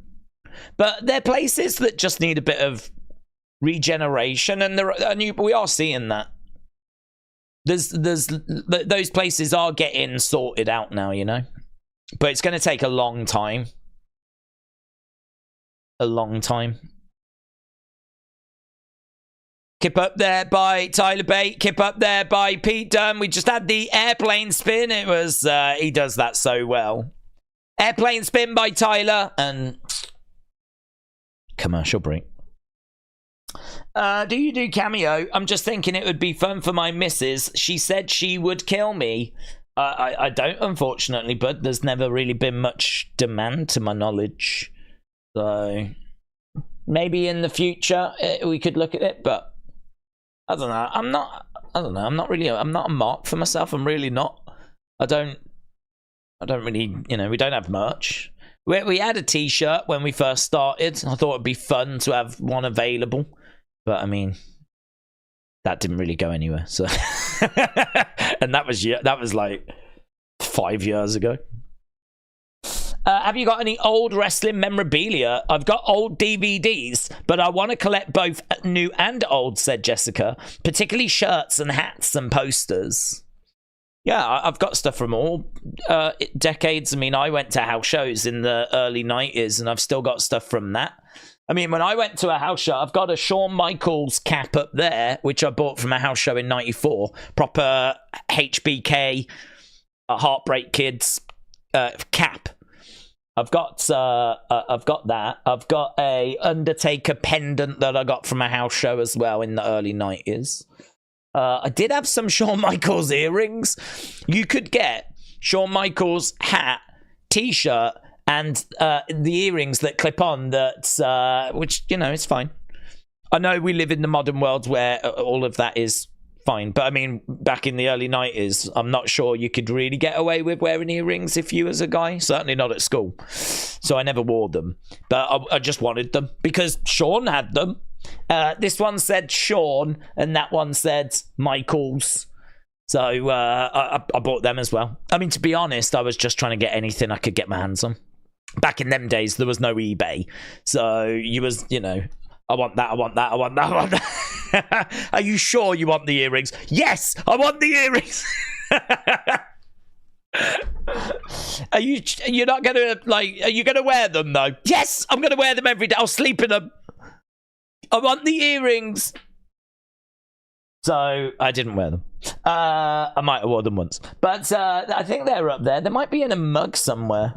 I'm just looking at what else I've got. I've got some Brett glasses, you know, the ones that he kind of gave out. Shirts from lots of different eras. I mean, I can't, you know, it's funny, I can't really remember having a wrestling t-shirt when I was young, which is just unfathomable, innit? But then where would you get it from? I feel like there was, if you had the magazine, then you could probably send off, but I never did that. I was never someone that was going to wait for it to come in the post, you know? So I was never doing anything like that. But Yeah, I've got like mugs and stuff. Like, I love memorabilia. Love it. I don't know what I would want. Do you know there was a Jake the Snake from the 90s that was the bag, and it had Jake the Snake written on it, and there was a rubber snake inside. I think that goes for quite a bit of money now, but that always seemed kind of cool. You can get, obviously, a lot of foam fingers, Hogan, Macho Man Razor, Ramon Razor. There's lots of little bits of memorabilia you can get from the past. You know, it all exploded during the Attitude Era as well. But I don't really touch Attitude Era. As I said many times, I'm more Golden Era, really. 80s, early 90s. And, well, what can't you get in this modern age? I mean, you could spend a small fortune on WWE Shop. So, yeah, I don't know what you'd be after, Jess, but let us know what you're looking for. Phantom67, shout out to you, my friend. Firing in a membership, and I can see some good people benefiting from that, and some good people missing out as well. But I hope everyone is well. I started collecting the top stickers. Oh, I almost, Niall. Almost. I actually had it in my hand, and I was like, oh, I can't start this now. I had to stop myself. But I did have the sticker album. I had some stickers. I was like, ah. The Euros start on Friday. It's very exciting. Come on, England. Pete Dunne is trying to get tagged in, but no joy. Tyler Bate was reaching over, but it was Joe Coffey with his wonderful moustache that denied it. Kick there by... Oh, over the top. Tyler lands on his feet. Tags in Wesley. Wesley, duck underneath, round the back. Uppercut there by Wes. Wolfgang comes over. Kick coming in. Inzaguri. Wolfgang goes down. Back elbow there by Wes. Wes steps on Wolfgang. Head scissors. Duck underneath. Super kick. Shots to the midsection. Goes upstairs. Lots of quick action. Ooh, trying for a DDT, and he gets it. Spikes Wolfgang. Head scissors. Whoa! Hurricanrana. 1, 2.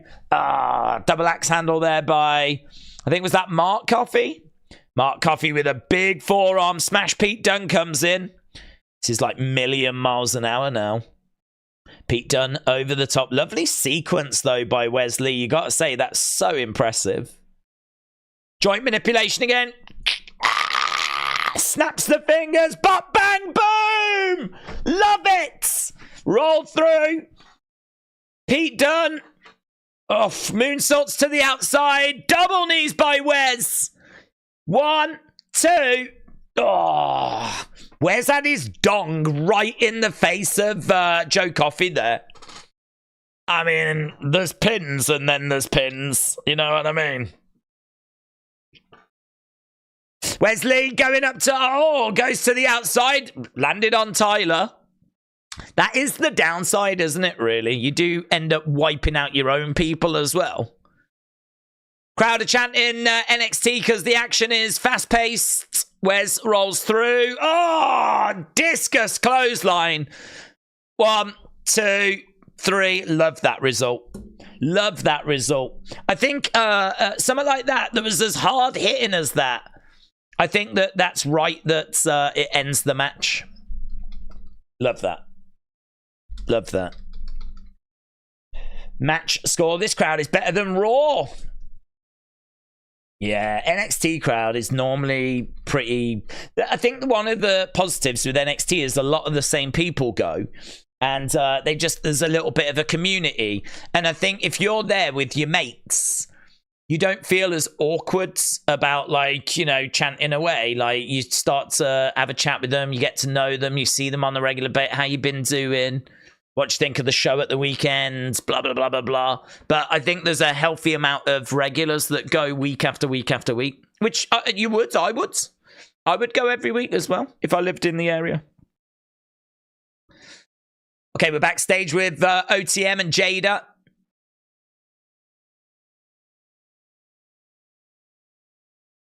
I would have had her beat if it weren't for Gallows and Anderson.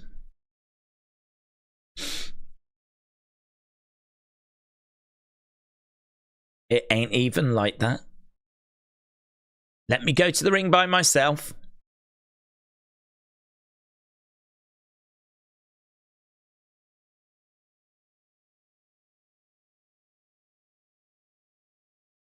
I'm going to run her ass out of NXT. Ah, let's go, man. Here's Brinley Reese. I like Brinley Reese.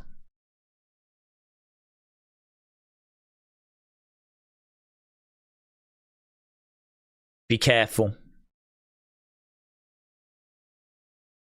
There's something going on with... There is something going on with Wendy Chu. Love the concern. Oh.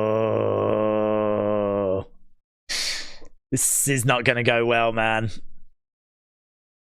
She's like, I love the concern, but we're going to have such a fun match. And they're like, Wendy Chu, there's just something different about her. Wendy's going to mess her up, man. Wendy's going to mess her up. This is going to be fun. This is going to be good. She's going to get messed up. I really like Brittany. I like her positivity. I think it's like nothing phases her. I think it's a little bit like Thea Hale, but OTT in that regard, but she's not that kind of cheerleader-esque kind of girl. There's a slight difference to it. Love the Gallus win. I love that hard-hitting finish to that match. And yeah, that's, I think, going to set up this next match quite nicely.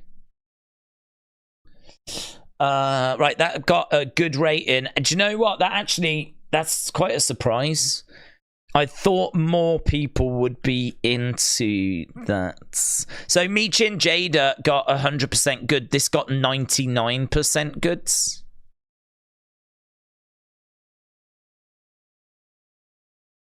WWE like you've never seen it before. WWE speed. But I want the Don and the family to take care of Cody tonight. Let him know to stay on his own brand. Wendy Chu is going to chew her up, said Rob. Wendy is about to eat her poor heart out. Do you know, I don't know quite how it's going to go. Because obviously Wendy Chu's never been like this strange. Well, she was when she was Tian Sha, but not as Wendy Chu. So I don't know how this... I said earlier, actually, before the show started, I was like, how's that darkness going to show itself? How's it going to show itself? Because this is a bit of a comedy character. She sleeps. Do you know what I mean? Like, she walks out there in her pajamas and a pillow. How are we going to portray this as a dark character now? I don't know. Very interested in how this gets presented. I just looked and they have WWE World Heavyweight title replicas for $1,499. That is insane, says Corey. For that amount of money, I'd want it to be the actual belt.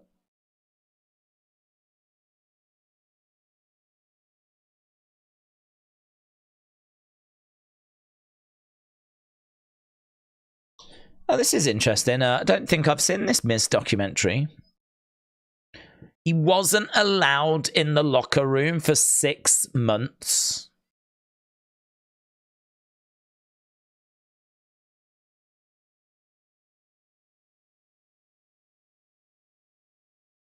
Do you reckon he's a, I mean, he's in the Hall of Fame, but do you reckon he's a headliner for the Hall of Fame, the Miz? He's kind of on the cusp for me. I think if you look at what he's achieved and the longevity of his career, and he's a multiple-time champion. Technically, he main evented WrestleMania. Does he get the honor of being the main eventer of a class? I think they might do it, you know. I think they might do it. She needs more sleep, said Callum. Daze, I thought Battleground really fell and missed. It was a good show, but it could have been a statement. So much hype going into it. NXT had momentum. Next day, almost no one was talking about it, says Big Time. Jessica said Y2J is controversial, but I loved his gear. I like the early 2000s stuff. The Brood speaks to me. I'm a fan of the edgy stuff, but I love so many different things, and I love their t-shirt designs. What happened to the Wrestling Escape Pod, said Corey. I forgot that Triple T's not around. I thought he'd gone to the show at the weekend. I thought that's what he was doing Saturday, but he did say that he was going to New York. So he was not around this week. So we could have done an episode without him. But I thought, you know what with Cody being on, we'll start the NXT stream earlier. What is this? This is people arriving. There's Sol Ruka.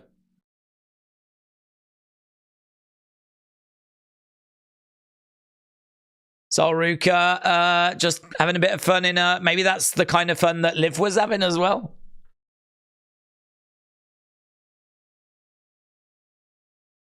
Sol Ruka arriving at the UFC Apex.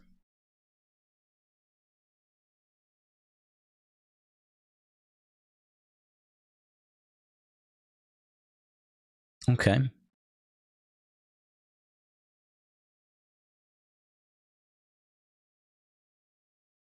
We're just seeing Sol Ruka in the gym, and she was just talking about why she went with the gear that she went with.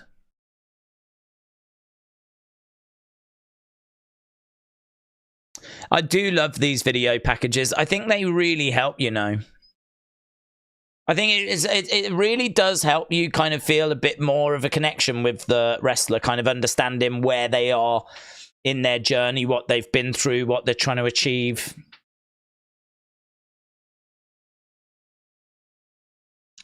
Yeah, and she hit a couple of soul snatchers that were pretty sick. Hey, that was a look at the gorilla position there. That's pretty fun. Too much sleep makes you cranky, so Wendy must be really angry with all that sleeping. I'm sorry, too much sleep makes you cranky? Not in this house. Not in this house. Flip it now.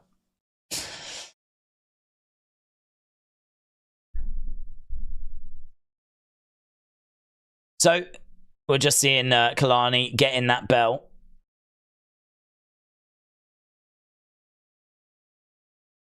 Sol Ruka said, I might not have been the first, but I can't wait to get back out there.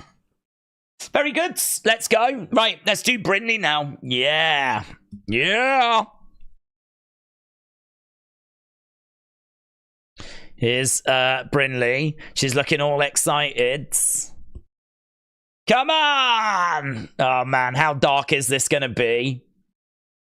What is this entrance going to be like? I'm so intrigued. I love Brindley Reese. I really am a fan. I think she's got a really bright future. So, Brindley making her way down. She's all happy and bubbly and excited. Let's go. That's right. She's all positive. That positivity might be misplaced here. Here's Wendy there. Oh, man. Is that a black pillow? Oh, man. Oh, she looks sick. She's... So it's all like darker. No smile or anything like this. It's like the Lily doll has come alive. That's what it's... Oh my god, man. It's got lines here with like marks coming down. It's like a stitching on the mouth. She kind of tilts her head to the side. I mean, the fact the pillow is black now, that tells you everything you need to know. She sits in the ring. Tilts her head to the side. She's so good with portraying characters. I mean, they've given her a few things to kind of get her teeth into before.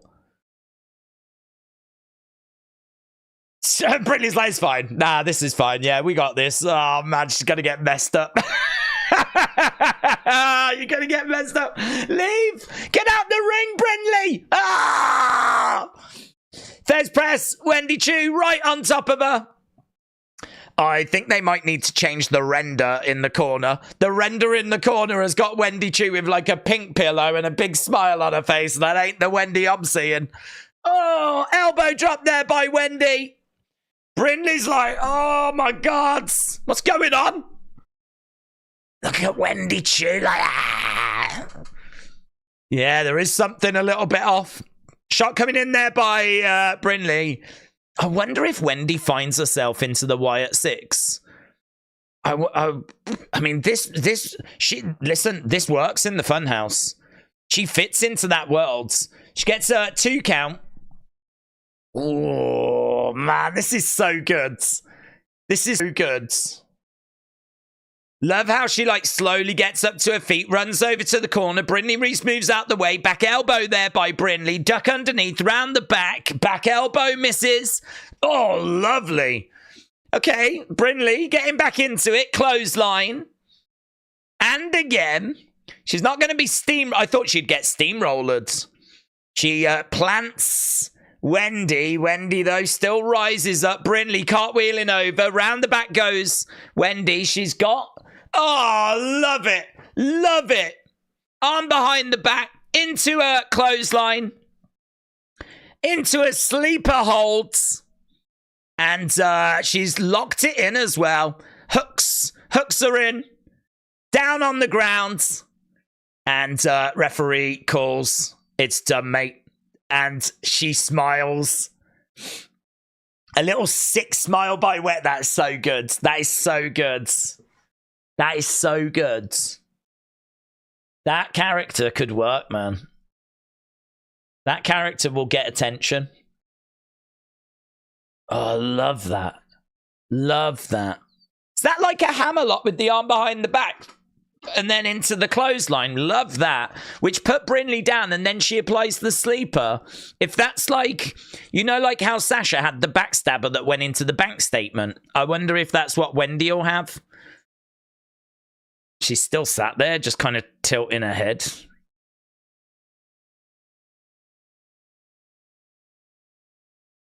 Spooky. Spooky, spooky.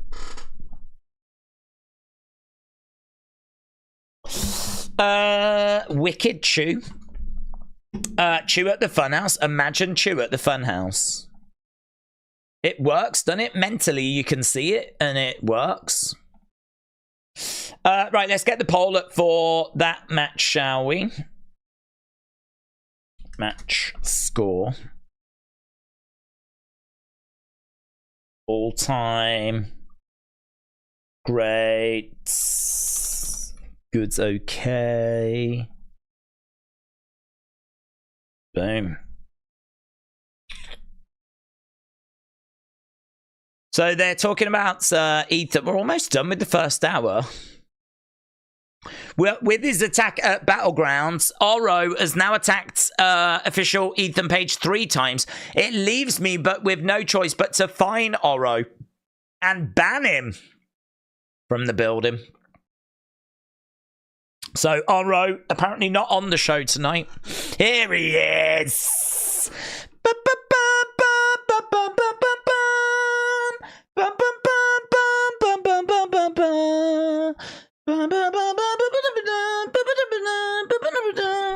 Let's go. Tricking ain't easy, baby. I love that new side of Wendy Chu. It's genius, says Hayden. First thing I thought was Funhouse, said Corey. It's so good to have a little scary surprise. Imagine Monday Night Raw on June 17th. It's gonna go, man. Do you think the anticipation for NXT could have been higher if they had a cliffhanger like Jordan winning, says Big Time? Maybe. I don't think it mattered, to be honest, because I think as soon as they announced that Cody was on the show, people were tuning in. That's it. Done. I don't think that this... I don't know that this would have done bigger numbers if Jordan had won. It may have done, but I think the Cody thing's a massive thing. A lot of people are going to tune in just to see what Cody's got to say. He's bringing a gift. What is that gift? What is that gift? I mean, look, so we're getting towards the halfway point. I thought Michin Jaida was pretty fun. I enjoyed Gallows and Anderson rejoining with her because I think that's intriguing. I thought Kalani's promo at the start was, I think there was nerves there, right? Then I thought Gallus, Wesley, New Catch Republic, not my kind of match. Million miles an hour. Move. But I like the finish. I love the fact that it's a hard-hitting finish and Gallus get the win. And Gallus should get the win. They are a proper, group. They are a faction. Not like Wes and New Catch Republic that had just been thrown together. So I like the ending of that. Sol Ruka vignette I thought was good. And honestly, I really just enjoyed that Wendy Brinley. I like Brinley, as I keep saying. I think there's something there with her. Wendy was someone that I thought was different, and I was on board with it. It did run the risk of straying into that Orange Cassidy territory, because I think with Orange Cassidy, I can sympathize with a character that can't be bothered. I get it. We all wake up and we're like, I just can't be bothered, man. And so that hand's in the pocket, like, yeah, whatever. If that's his gimmick, I get it. I could understand it. But for me, when the bell rings, I don't know why then, when you're in a match and you're fighting against someone, why you would still have that attitude. For me, as soon as the bell rings, he should be like, okay, come on. Maybe slapping himself in the corner, like, come on, let's go. And then you properly have the match. So for me, like, I sort of get the gimmick, but he takes it too far, in my opinion. Wendy does run the risk of straying into that same territory. But I can get someone that feels tired. We all feel tired. I get her feeling tired. And like, I can't be bothered to change out of my pajamas, and I'm going to, carry a pillow around. I mean, I don't know that she needs to carry the pillow, but I can sort of get the character. I can sort of get the idea. But again, for me, when that bell rings, I struggle with Wendy when she was doing the sleeping during the match and messing around. I always think when the bell rings, okay, that's when we get to work. So this character seemed to do that. This character, we seem to get to work when the bell rung, and, it's a bit more interesting. There's obviously something else happening here. I think that's a good development for Wendy. There's mystery, there's intrigue. She could definitely find a way to join in the Wyatt Six in time. But so I've got to tell you, man, I think this has done well. I think there's more than enough there to say that this has been a really good show so far. I've really enjoyed it.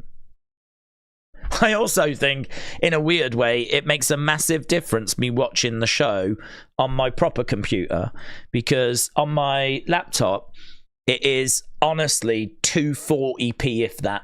I don't know what it is about my laptop, but I can never get a good picture. NXT wise, I'm always having to reset it. I'm always having to faff around with it, and it does take you out of it. Whereas here, I've got it perfect, like 1080p. I'm not sure it's 4K. It may be, but it's a great image, and I can just sit watch it. It's not crashing. The quality is great, and that makes a massive difference. And now Byron's here. Oh God, it's brilliant. Here, hurry up, Byron, and ask me whatever you want to ask me. Here's Roxanne.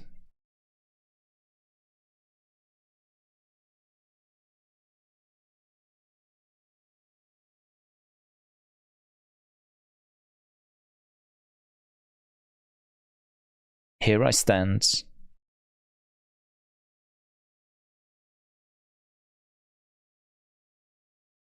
So she's going to talk about where we're going with this women's division next. Here's Mr. Stone. What are you going to be talking about tonight?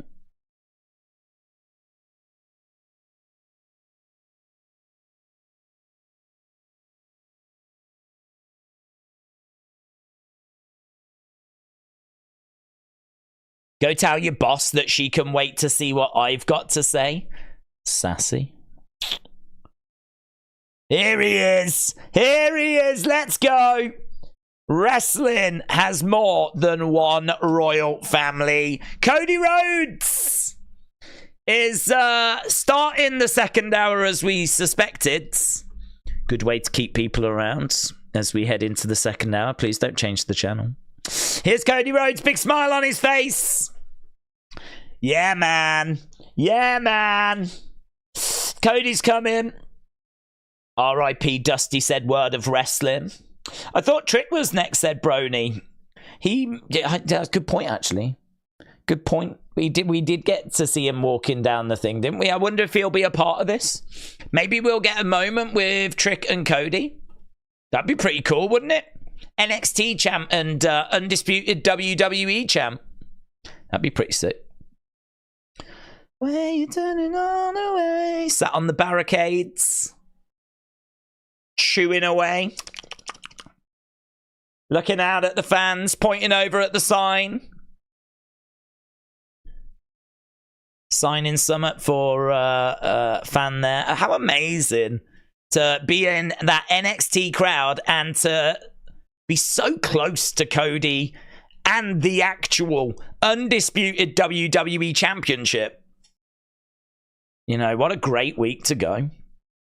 Cody will make AJ Styles say, I quit, says a sign in the crowd. So what's he got to say? Eh? What's he got to say? Massive woe from the crowd, of course. Cody's like, thank you. I appreciate that, my friends. Here we go. Cody, Cody, Cody, Cody, Cody, Cody.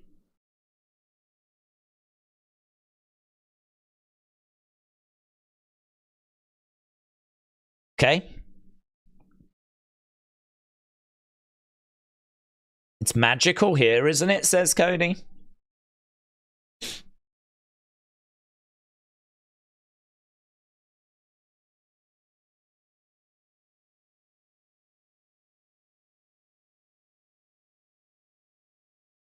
Perhaps I needed to feel said magic as I head towards Scotland, said Cody. Certainly got his dad's fingerprints all over it. So he talks about facing AJ. Where's this going? R.I.P. Papa Dusty. It's probably announcing Dusty Classic, said Cough 97. I don't think we did it that long ago, actually.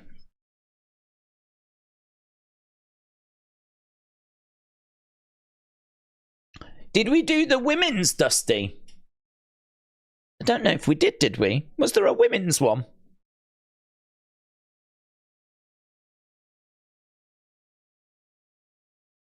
So he's talking about what he's going to get AJ to say. We're just doing a little bit of promotion. Yeah, man! Yeah, man! Come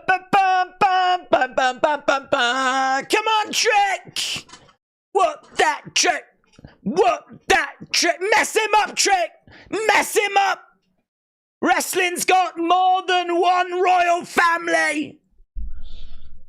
Here comes NXT's royal family. A one-man family. That Trick. What that? Uh-huh. I like it. Yeah. Uh-huh.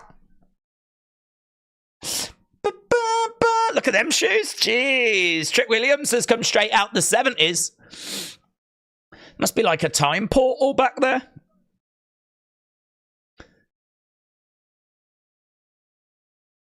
We got Cody Rhodes in NXT. Make some noise. This is pretty fun, isn't it? Seeing these two together.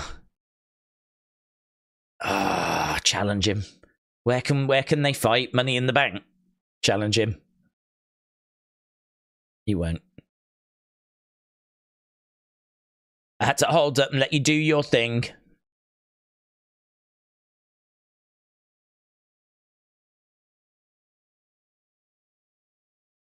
We've had similar journeys.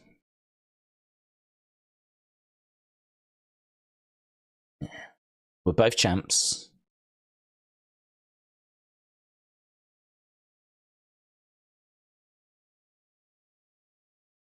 Yeah.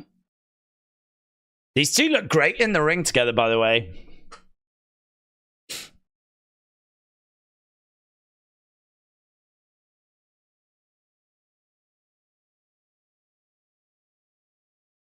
Everything feels different now.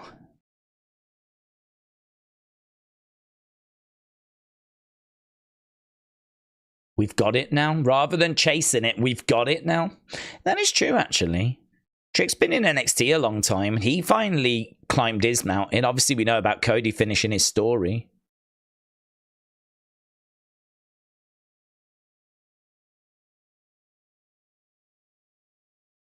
How do you go from being the hunter to being the hunted? This is lovely, but what's the gift? What's the gift? What's up with everyone wearing their wives' clothes? I mean, I literally did that once. It was once. So the fact that you're still holding that against me, bit rude. What's... Same if Trick was on the main show, the crowd wouldn't whoop that Trick. Oh, he was on SmackDown once, and the crowd were right behind him. Oh, there's a little tease, I think Cody. What? No, he's reading the room.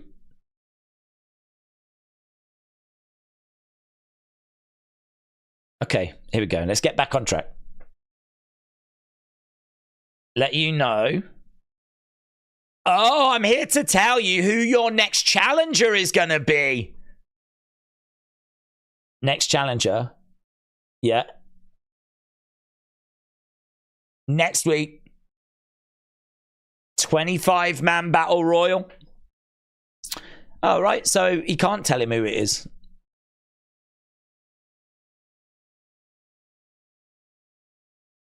What? No! You might know some of them, but some could be from different locker rooms. No! No! Oh my God!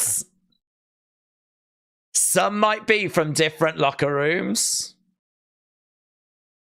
That's sick.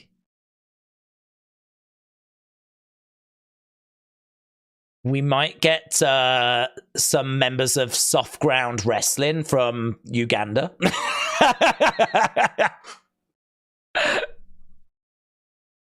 Are you coming to the cookout? He's asking Cody if he's coming to the cookout. Do you want Cody to come to the cookout? If I'm Cody right now, I have no idea what's going on. The crowd are like, yes, yes, yes. What cookout? He's going to be at the cookout? Well, that's exciting, but what is it? Are they all going to a cookout after? Is that part of the experience? Well, there we go. This is the best crossover in history, said Joe. TNA. TNA. TNA. Guys, I'm a TNA stan now. TNA. TNA. TNA. TNA.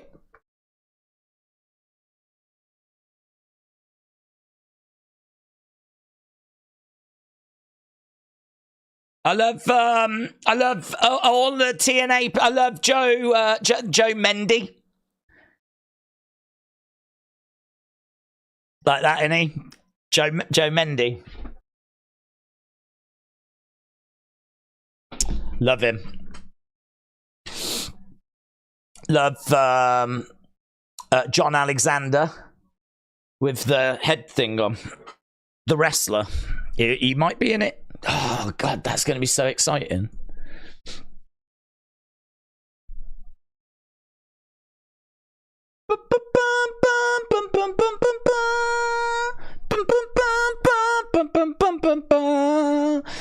Is this the best NXT of the year, or is it just me? This thing's cooking, man. And we've got the young OG. The young OG's in action. And we got Dante with his Singapore cane match. It's good.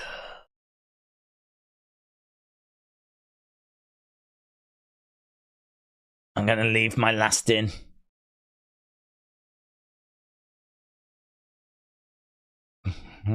Calm down, mate. My Singaporean spirit will teach him discipline. It's a big reveal, that, innit? Big reveal. Did you see The Rock's tweet to AJ? Mom, Dad was mad at me, so I called him... Mom, Dad was mad at me, so I called him a hypocrite. Really? That's very good. Very good. Dante looks like someone you lose in Magic the Gathering to at your local comic book shop, said Alex. Do you know what? I've looked into board games, right? Because I'm dull. And I was like, oh, I could play a little one-player thing. Not that I've got any time whatsoever. But, you know, on the rare occasion that I might find an hour, I could have a little one-player thing. And I was kind of, I've seen what Magic the Gathering is. I don't know anything about it. I don't know how many players it is. All I know is that I watched a video and they were like, you can spend thousands on this game. Apparently there's like all these expansion packs, booster packs. It's just a lifestyle, apparently. So I'm not really the person to talk to in Magic the Gathering. I just wanted to tell you everything I knew about it. And that's it. We're done now. But I do also know that if you like Magic the Gathering, you might like Arkham Horror. It's meant to be a very good card game. And Dominion is also a very good card game. You're welcome. Raw, SmackDown, TNA, AEW. No AEW. No AEW. No way. Daze, NXT is good. Let's all give the man a like. Yeah. Guys, make sure you leave a like on the stream because everything you're seeing tonight is because of me. Right? I'm the one that's responsible for this. So you could at least show a bit of love. New Japan. I'm going to say no. I don't think there's a relationship there. There is a relationship with New Japan and AEW, and that might be an exclusive relationship. So I'm not sure about that, to be honest. I think TNA... I mean, look, don't forget, he could have been referring to Raw and SmackDown as well. They're different locker rooms to the NXT locker room. So NXT, Raw, SmackDown, TNA. That's what I'd be looking at. Everyone's just overthinking it. It's just going to be TNA, said Blaze. Game, is it? SnowRunner. Is that a game? Or is it like a sex thing? You don't know with William. There is a chance it could be a sex thing. I never knew that hearts were used. Everyone, TWP, the hearts like were on TikTok. Well, I don't know what that means. What does that mean? What's TWP mean? I don't even know what these hearts do, to be honest. This heart thing here, I don't even know what it does. Because it doesn't leave likes on the actual thing, does it? Are these just irrelevant? I don't know what they do. Is it just a way of expressing emotions? There's only 5 that you can choose from, though. And they're all pretty positive, apart from that face. That face ain't great. That one's all right. That's good. That's fine. That's great. That's great. That's great. But I don't know what it does. I mean, if it helps the stream, then I might as well just sit here and press the button. If it makes any sort of difference, I'll just sit here doing this. 100, 100, 100, 100, 100, 100, 100, 100. I don't even think people can see it on all platforms. Oh, hello, who's this boomer? Is that Drew Barrymore? Where's Wendy Chu? Don't talk to her. Leave her. She's weird.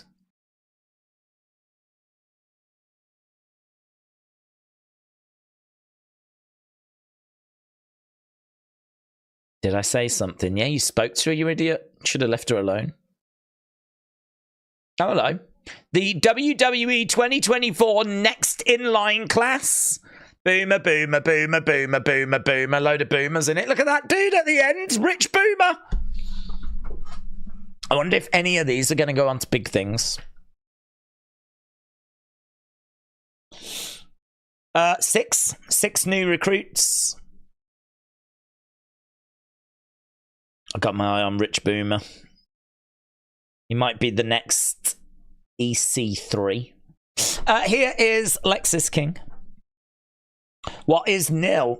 Next in line. It's basically failed athletes. It's basically people that failed and then we get them. Oh, did you want to be like a really good track star, but you weren't good enough? Come over to WWE. Oh, did you want to be in the NFL, but you weren't good enough? Come over to WWE. Oh, did you have dreams of making it in the NBA, but you got injured too much? Come over to WWE. Nah, joking aside, we're talking about really athletic people that have like really good raw ingredients that you can mold wrestlers out of, you know, so...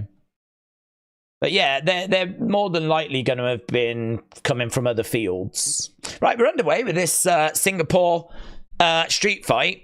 Oh, mate, he just walloped him round the flipping face. And again, man, they're going at it. We got walloping on the... Oh, he just threw it at him. Super kick there by Lexis. Mates, they're brawling away. NXT. We've got all the canes being gathered together and chucked down on the grounds. Obviously, we're going to be hearing from Roxanne Perez tonight. Big boot coming in there by Lexis King. Chop like a gunshot. Like a gunshot, mate. Up, over, back body drop, but he misses the canes. He managed to get back body drop just before them. Straight across the back by Lexis King. Now he picks up Dante. He's got him up. He's going to slam him down. Brutal, mate. 1, 2. Kick out. Finish him, said Corey. Can next week be here already, said James. Oh, man, imagine that. Next Monday, we've got the... Oh, mate. He put it there and he just jabbed it down. Oh, my God. This is brutal.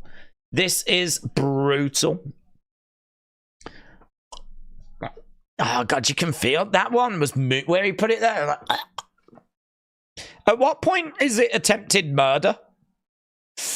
And he's got the cane. That's innovative, isn't it? He's got the cane over the face of Dante Chen, and he's kind of holding onto the ropes, and he's like,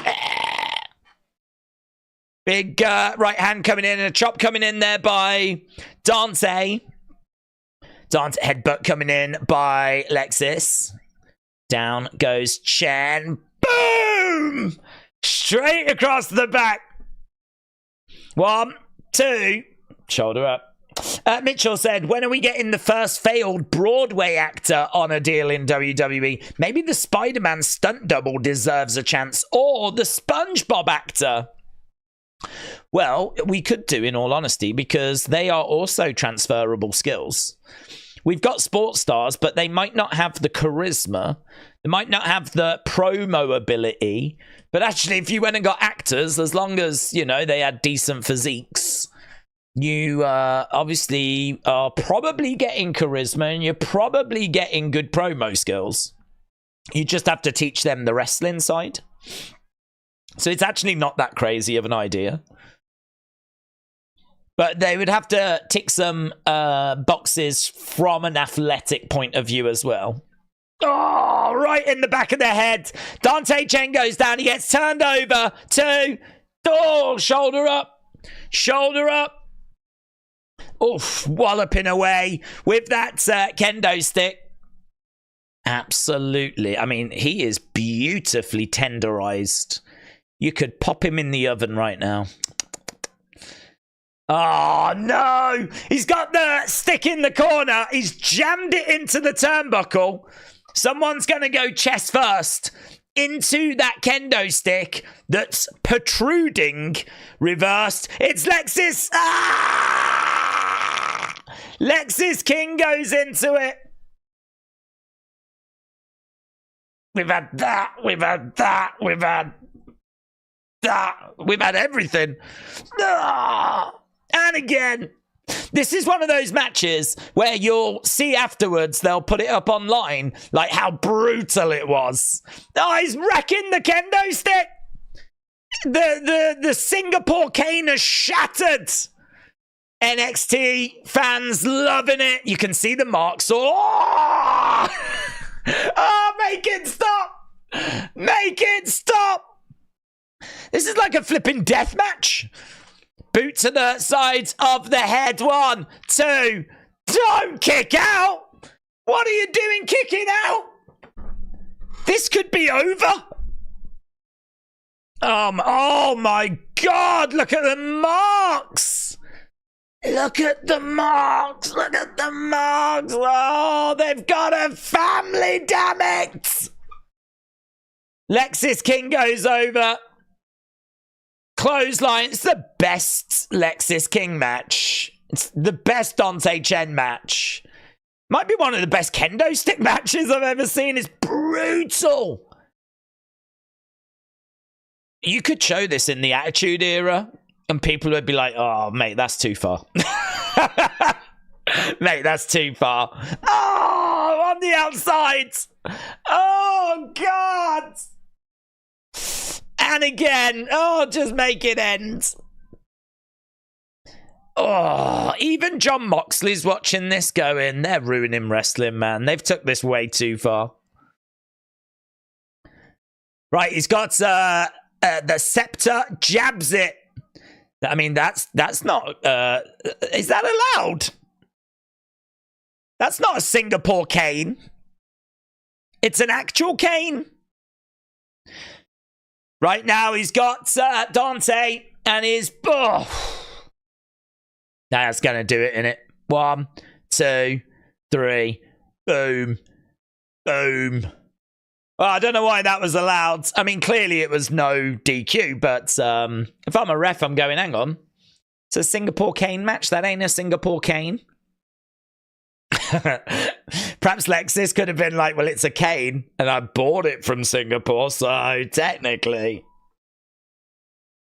Shut up. Oh, brutal. That was brutal, said Eric. It was brutal. Lexis King gets the win. But you know who else won? The fans.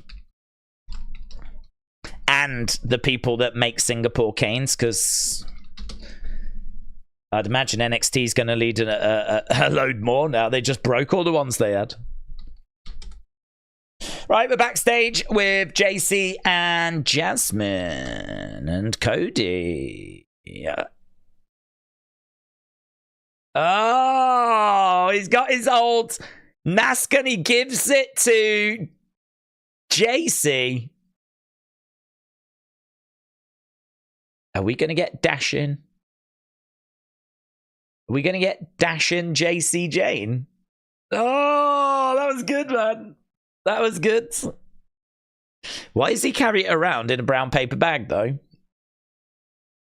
I'm just asking. You know, just asking. And why didn't that bag have eyes cut out of it? I would think all of Cody's brown paper bags have eyes already cut out of them. There we go. She was thrilled. I'd be thrilled as well. You'd get a great price for that on eBay. Cody gave JC his mask. Is tonight heels win night? Yeah, it is heels win night. And I think bingo night as well. So they'll be off doing that after. And a cookout as well, apparently. Takes a lot to get a great rating from me, says Albert. Honestly, I'm blown away. I really don't know if it's because I know it sounds silly, but I do think it makes a big difference. I don't know if it's because I've stopped using my laptop to watch the show. You know, my laptop's, I don't know, 15-inch, 17-inch screen. This is bigger that I've got here. This is more like 20-something inch. So it's bigger. I've got the headphones on so I can hear it. I can't really hear it there because I have to have the sound turned down. So I've got audio. I've got bigger picture. It's cleaner. It's crisper. That's like 240p. That's 1080p. And it's got to be making a big difference. Perhaps NXT's been amazing all year. Perhaps it's just been an amazing show. And I've just been going, yeah, I'm not sure.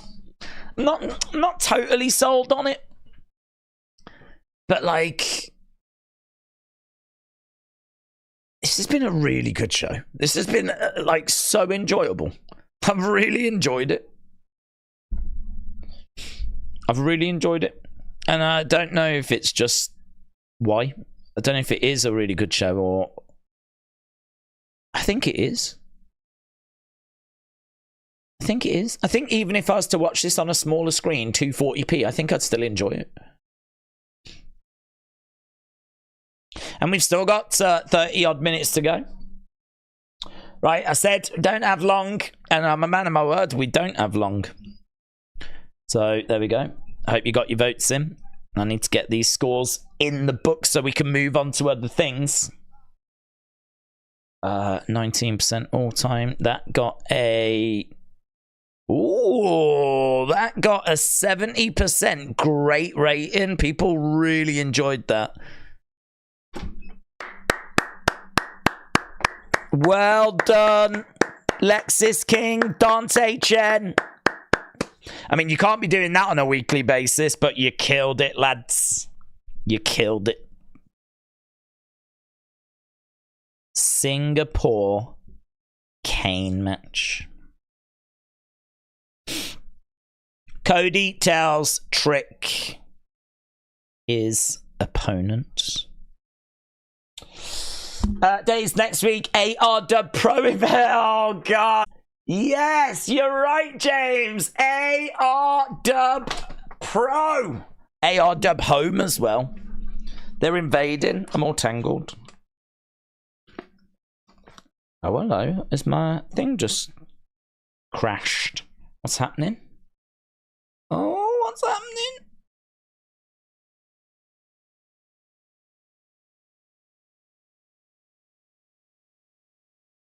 Don't miss the Broken Skull sessions. That's the bottom line, because Stone Cold said so. What? What? Super lag, super lag. Super lag, super lag. It's still crashing. Ah.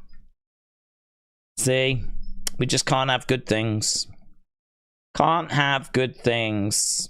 My enjoyment is just shackled by technical limitations. What's a boy to do? What is a boy to do? Super lag, super lag. Super lag, super lag.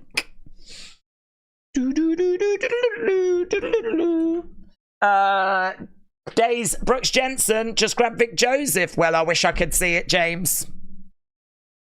I wish I could see it. Oh, I think I might be a bit back now. I've got Eddie Thorpe. Oh, that was loud. Okay, we might be sort of on our way back, but not really on our way back. We've got Javon Evans. No. Who's that boomer? Let's see if I can fix it. I'll see if I can resolve it.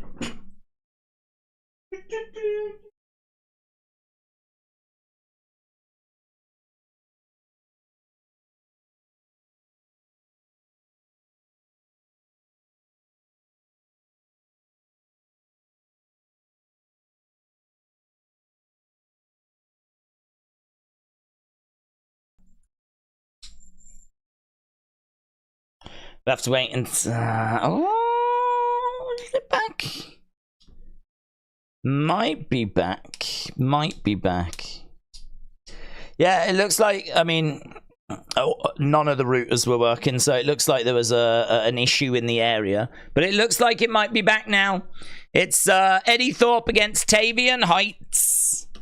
So we're still underway with this match. What did we miss? Like, what was just before this? Yes, you are back. Joe, shout out to you. Yeah, what was just before this match then? What was there a little segment or something that we missed? I want to know what I missed. Upcuts there by Eddie Thorpe. Mia Yim will be the first to challenge our new NXT Women's Champion. So it looks like it was a Michin segment. And it looks like she is going to be challenging Kalani. Yes, you are back. Right, we've got Eddie going for the cover and getting the win. Eddie Thorpe picking up the victory.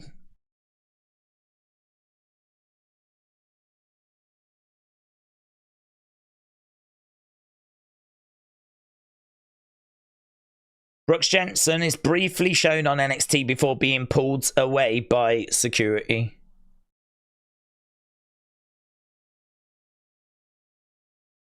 So Brooks tried to reach out and grab Vic Joseph.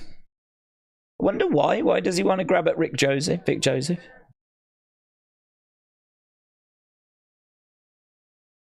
So there's footage of him being dragged away. He kind of took the top of the commentary table with him as well. Oh, well, that's a shame that we missed that, isn't it?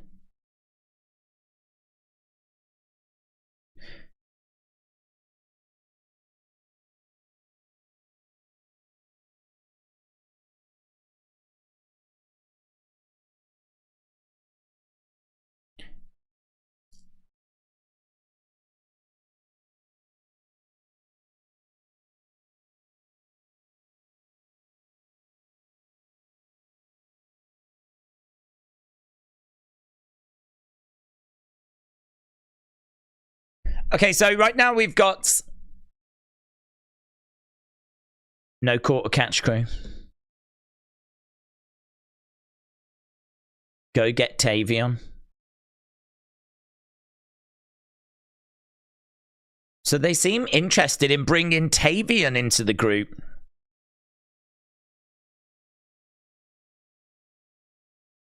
Okay, we got the young OG. So...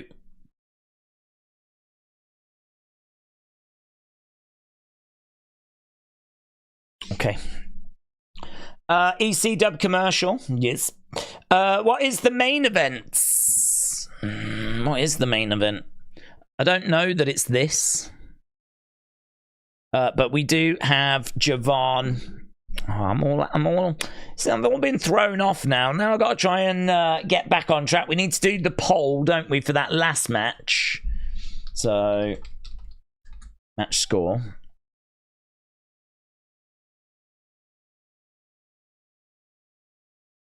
All time. Right.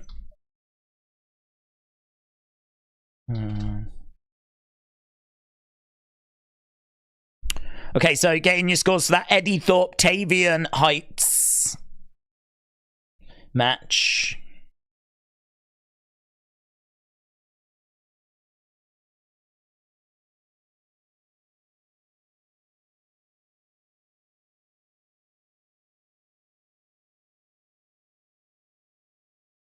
Okay, I think we're up to speeds. Is Obafemi on the show tonight? I don't think he was advertised. Rox giving an address to the women's division. Oh, that's correct, yes. Daze, everyone in the chat, I'm now in Schererville, Indiana. I'm heading back to Hammond, Indiana. I'm no longer in Merrillville, Indiana, says Carmen Live 2. Carmen Live, thank you for the update. You move around a lot, don't you, Carmen Live 2? Do you just go to different places in Indiana? Is that all you do all day? Eddie Thorpe is Tatanka's son, says Alex. Days the Roxanne promo will be the main event. Mitchell said it'd be crazy if CM Punk comes out tonight. Spears, yes. Spears is going to be taking on the young OG. That match coming up next. We've only got 20 minutes. We got hit with about 5 minutes of lag there. But it's been a stacked show, man. I mean, we've had so much stuff on this show. Who gives a shiz where you are located, says James. Oh, come on, James, you do. Carmen, I think, only gives these updates for you. Carmen Live said, this past Sunday, I went to a very interesting wrestling company called Super Wrestlers at the Concord Music Hall in Chicago. Well, that does sound interesting. Have you come round to the fact that ARW Pro sucks? And so now you're going to different promotions like Super Wrestlers. Carmen Live, my friend. I hope you had a great time experiencing something a bit different. Daze, I was going to ask a question, but then the lag happens. Do you think TNA will be in the Battle Royal? I do, Johnny. Yes, I do. I don't think there'll be loads, but I think there'll be a couple of TNA stars in there. I think the majority will be NXT. I think there could be the odd Raw and SmackDown person as well, but yes, TNA definitely. Who's your pound for pound number one fighter, said Spartan. That's difficult, innit? I mean, my favourite was probably Anderson Silva, but is Anderson Silva going to be beating Khabib in his prime? Would Anderson Silva beat Islam Makhachev in his prime? I just don't know. I just don't know. I feel like Islam's on his way, you know. I think eventually we'll get to the point where we're in agreement that it is Islam that's the greatest. So if we're talking about who the greatest is, you see, I'm not. I rate Khabib a lot, of course, and he's in the conversation, but I just don't think he stayed long enough and faced big enough names. He worked his way up, had about 3 or 4 fights, won them, and then left. He never faced Charles Oliveira. He never faced Tony Ferguson when Tony Ferguson was in his prime. So those, to me, are like black marks against Khabib. So I might have to go with, like, John Jones.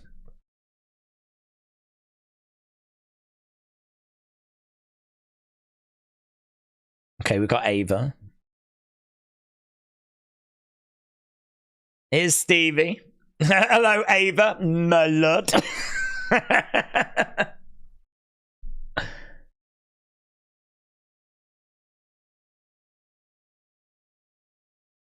Roxanne plans on calling you out, Ava, for an apology tonight. Stevie's kind of sucking up a bit here. Love it.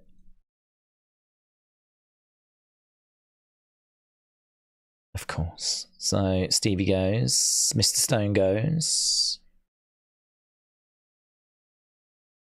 Who's she on the phone to? Doesn't matter. Here's the young'un. Here's the young OG. Let's go, man. Let's go, man. Let's flipping go. How can you not get excited about this guy, man? This is it. This is the guy. This is the guy. Put the rocket on him.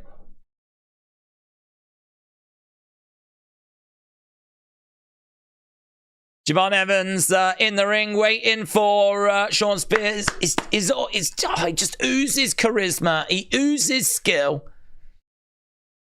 Put the rocket on him. We're going to the moon. Defcon Prime said AAA Wrestling will be there next week. AAA. You think AAA will be there? I don't know. If they've got a relationship with AEW, then it might be like an exclusive deal. So I don't know. That's not what I was expecting, but it all depends on if they're working with AEW. If they're not, then yeah, we could. I could see them wanting to work with a Mexican promotion. I could see that. I could see him wanting to work with the Japanese promotion, a male one, not just Marigolds. Maybe we get someone over from Noah or All Japan. I don't know. I feel like it's probably going to be Raw, SmackDown, TNA, and obviously NXT. But there is some scope for beyond that. You just glitched like howdy and you disappeared, says Words of Wrestling. Well, there's a good reason for that, but why do you think this beard looks like this? Hey? AAA doesn't work with AEW anymore due to the CMLL relationship, says Rickshaw. Well, then maybe it could happen. Maybe it could happen. I think it might be TNA and GC Dub, said James. I think AEW work with CMLL now. Spears come back to WWE to be an enhancement talent. Well, we are underway with our next match, and we do need to end the poll for this one. Oh, man. Big chop there by the young OJ. Let's go. We're running out of time.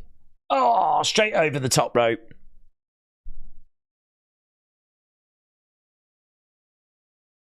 So that got a good 95%. That's Eddie Thorpe match. Oh, stomp. Beautiful stomp there by Shawn Spears. This thing could have about 10 minutes or so. I don't know how much time they're going to give it. Chop there by Shawn. Young OG goes down. He's going over to the ropes as Shawn Spears comes over, grabs him, choking him over that middle rope. And young OG goes... I thought he was about to go to the outside, but he's on his knees. Gets back up. Chop! Oh, loud, man. Shawn Spears just going about his work. I wonder why we went with the Shawn Spears name and not the Ty Dillinger name. Driving Javon Evans into the corner. Another big chop there by Shawn. Javon down on his knees. Going against the ropes. Kick coming in there by Javon. Beautiful. Look at that. Look at how high he was able to get there. Through the ropes. Shawn goes down. It's kind of over against... big boot. Big boot. And we're going to commercial break. I thought I would read some about AAA and CMLL wrestlers allowed on AEW, said Mitchell. There was something where they weren't both allowed on at the same time. And people are telling me that the AAA promotion is done now with AEW, so perhaps they are available.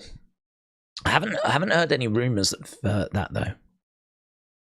Chick Will has got no right to say that he and Cody came up the same way. Cody has his family and has been in this business for decades, says Will. Goshan said, I missed NXT. What did Cody say? He says that there's going to be a battle royal next week and there could be more than one locker room involved. So there we go. I want fried chicken gravy on the tatters, says Corey. I don't know what that means. I think that is definitely a sex thing. That is definitely a sex thing. I know sex things, and that's definitely one. It's got nothing to do with AEW. It's the whole AAA CMLL long time beef, said SP. Right, we're going hopefully on our way back. AAA has El Del Vikingo. That dude is insane, said Wicked Dust. Does he not do anything with AEW anymore then? He was getting featured quite a bit. Rick said AAA and CMLL hate each other, and that is why Andrade went to CMLL before he left. It was a favour to CMLL and something to show them they were serious. Paul said, Daze would love to see Montez win the Battle Royal. Travis said, you know sex things. I know all of them, mate. I've read the book. Still, I've got Roxanne to come tonight. We do. Wicked Dust says no is AAA. I think he might have got hurt, said Zach. Right, we're at commercial break. We're just waiting to go back. WWE. Then, so good to not have lag. That lag was, that depressed me. But we're back. We're back. Shoulder up there by the young OG. It's always a pleasure to watch the young OG.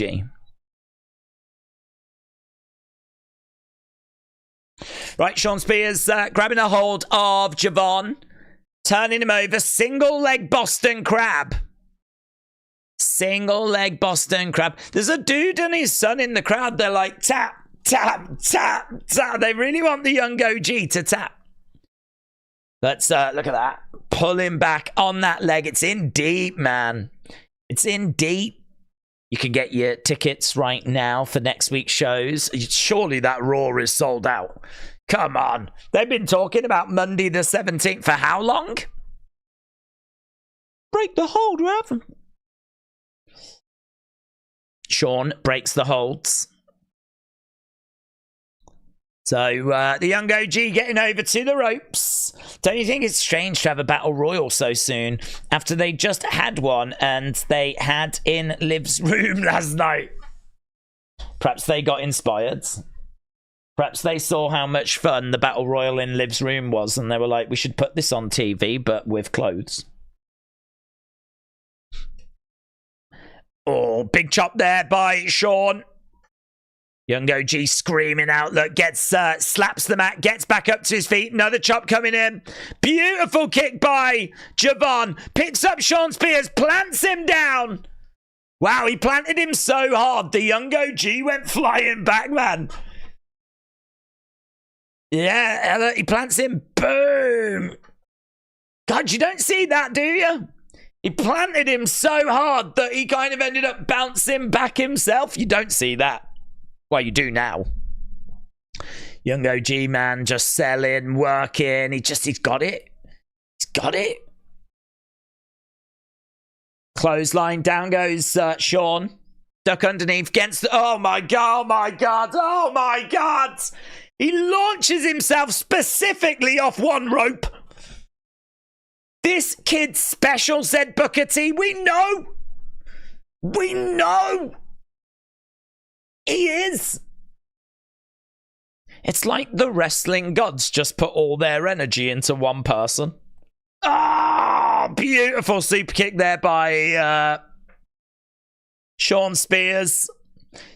This is a good match, man. These two are having to really throw a lot at each other. Draping DDT. Is that going to put him away? 2. No, kick out. Come on, Javon. Let's go. Let's go. Javon Evans, man. Special. Special. This is awesome chant from the crowds. I think the word special gets used too often. So, Javon is super special. Mega special. Goes over in the corner. Top rope. Looking for that. Oh, yeah, baby. Cut her off the top. Oh, my God. He can fly. He can actually fly. We found a guy that can fly. Oh, his suicide dives are so good as well. He doesn't just go through the rope and flop out. He, like, hurls himself on the barricades. Oh, straight over. Kick to the head. Shawn Spears goes down. If you're not watching Javon Evans, are you even watching wrestling? Clothesline over the top to the outsides. Shawn Spears over by the commentary table. Come on, OG. Come on, young OG. Up he goes. Oh, no! No, no, no!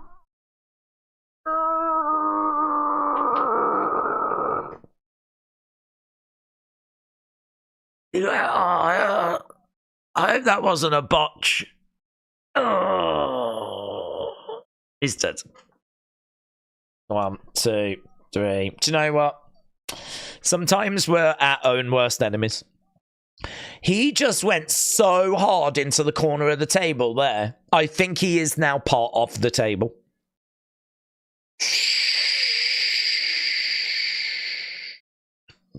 That was sick.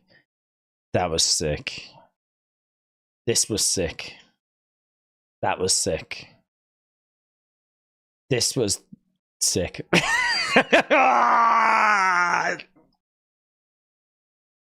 He might not have any ribs anymore. Mitchell said, I've tagged you in a CMLL AAA story that I've mentioned. Thank you, Mitchell. He's dead. Oh, there's blood in it. Ah, no, young OG, no. There's blood. He's got internal bleeding.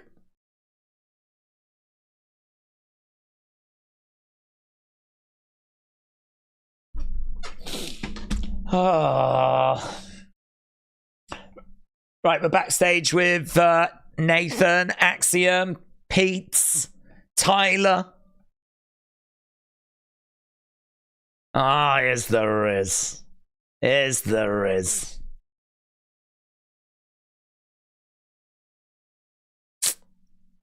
Stacks, Luca.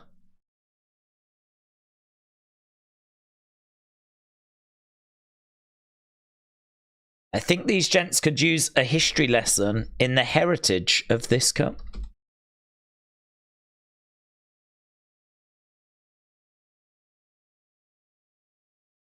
What's going on here? What's happening? Are we going after tag titles? I thought it was time for the Don to ascend. Don's got a bit of a black eye there. We've had a little bit of a word, a little bit of a confrontation. I missed that cup, says Nathan. So Nathan misses the cup. There is Roxanne.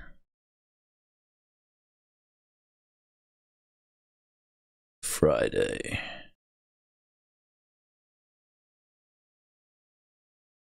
Let's go. AJ isn't going to quit, is he? Could this be a chance for him to go to TNA before returning, said SQRL13. I think he will end up going to TNA, yes. That blood did look weird. I think the young OG might be dead, says Tom. Yes. He needs to go to the same hospital as Ricochet. Perhaps there is a wrestler wing. Right, we ain't got long, have we? What's Roxanne gonna say? Are we gonna get a bombshell? Who would be shocking if they came walking out? Who's this gonna be? What's happening here? It's gonna close the show, so it's got to be something. Who's gonna step up to Roxanne? Where's Cora Jade's? When's Cora Jade coming back? Could it be Julia? What if it's Julia? How? She's injured though, isn't she? How would that work? Cora Jade, Julia, Steve Blackman. Julia. People are thinking Julia. I don't know her music.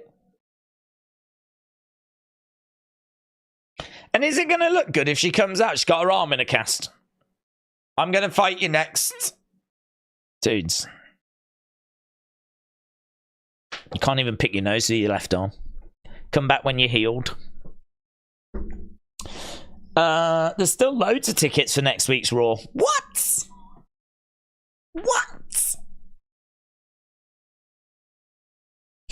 Cora won't be till the end of the year. When is Cora coming back? We're thinking end of the year is what we're being told. Tegan. Linda. Linda McMahon. Let's go. Julia is still injured. It's going to be the Fabulous Moolah. Oh, it's going to be Ash by Elegance. Young OG can go to Liv's bathhouse to get healed. Who's it going to be? If Julia's injured and Cora's injured, who's it going to be? Is there what boomer can we get from TNA? Is it going to be AJ Lee? Imagine if it was. Imagine if AJ Lee comes walking out now. That'll be one of the biggest moments of the year. Rhea Ripley for Becky with a cast at WrestleMania 4. He said Zycamy Porter. I don't know if we can get that. Was I don't know that I would call that a cast. I would call it a support. I don't know that Julia's at the point where she can wear a wrist support and it do what needs to be done. If she can get away with that, then obviously we're having a different conversation, but I don't know that she can get away with just wearing a support.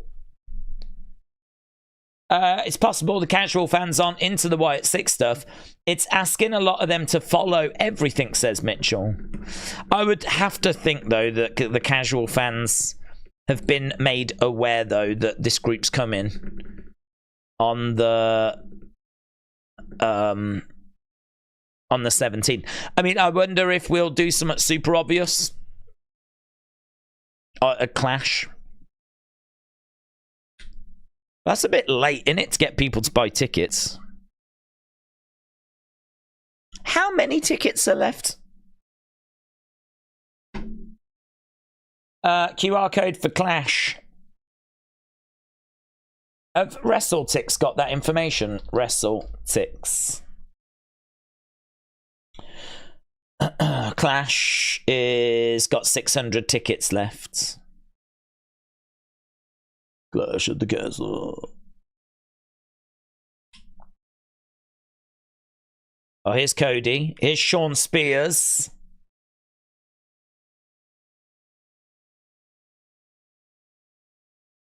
Next week in the Battle Royal, I'm going to get mine. Here's Ethan. God, look at this. Look at this moment here. AEW, AEW, AEW.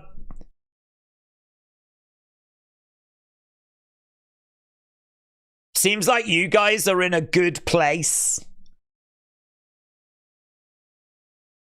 Brian Pillman Jr., Ethan Page, Shawn Spears, Cody Rhodes says to them, it seems like you guys are in a good place. Cheeky, innit? Cheeky. I'm not a fan of these shots, to be honest. But, cheeky.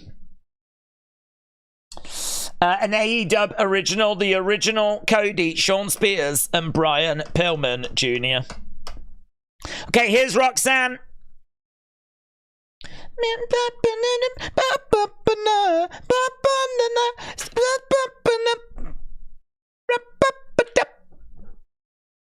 Roxanne making her way down to the ring. Looking moody. Who's this gonna be? Who's coming out?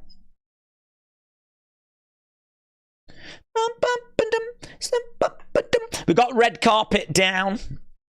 We got some plants in the ring. They've done that segment knowing it's going to play well on social media, and it will.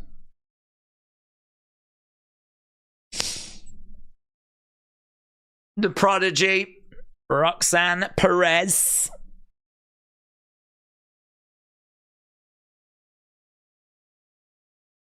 Here I stand at the top of the greatest women's division. Dave Meltzer's reporting Dominic lasted less time than Bushwhacker Luke in last night's Battle Royal.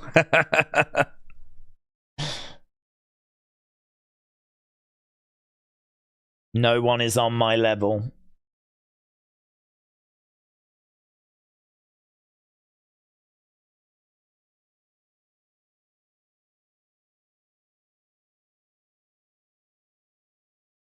You're just finding out what I've always known.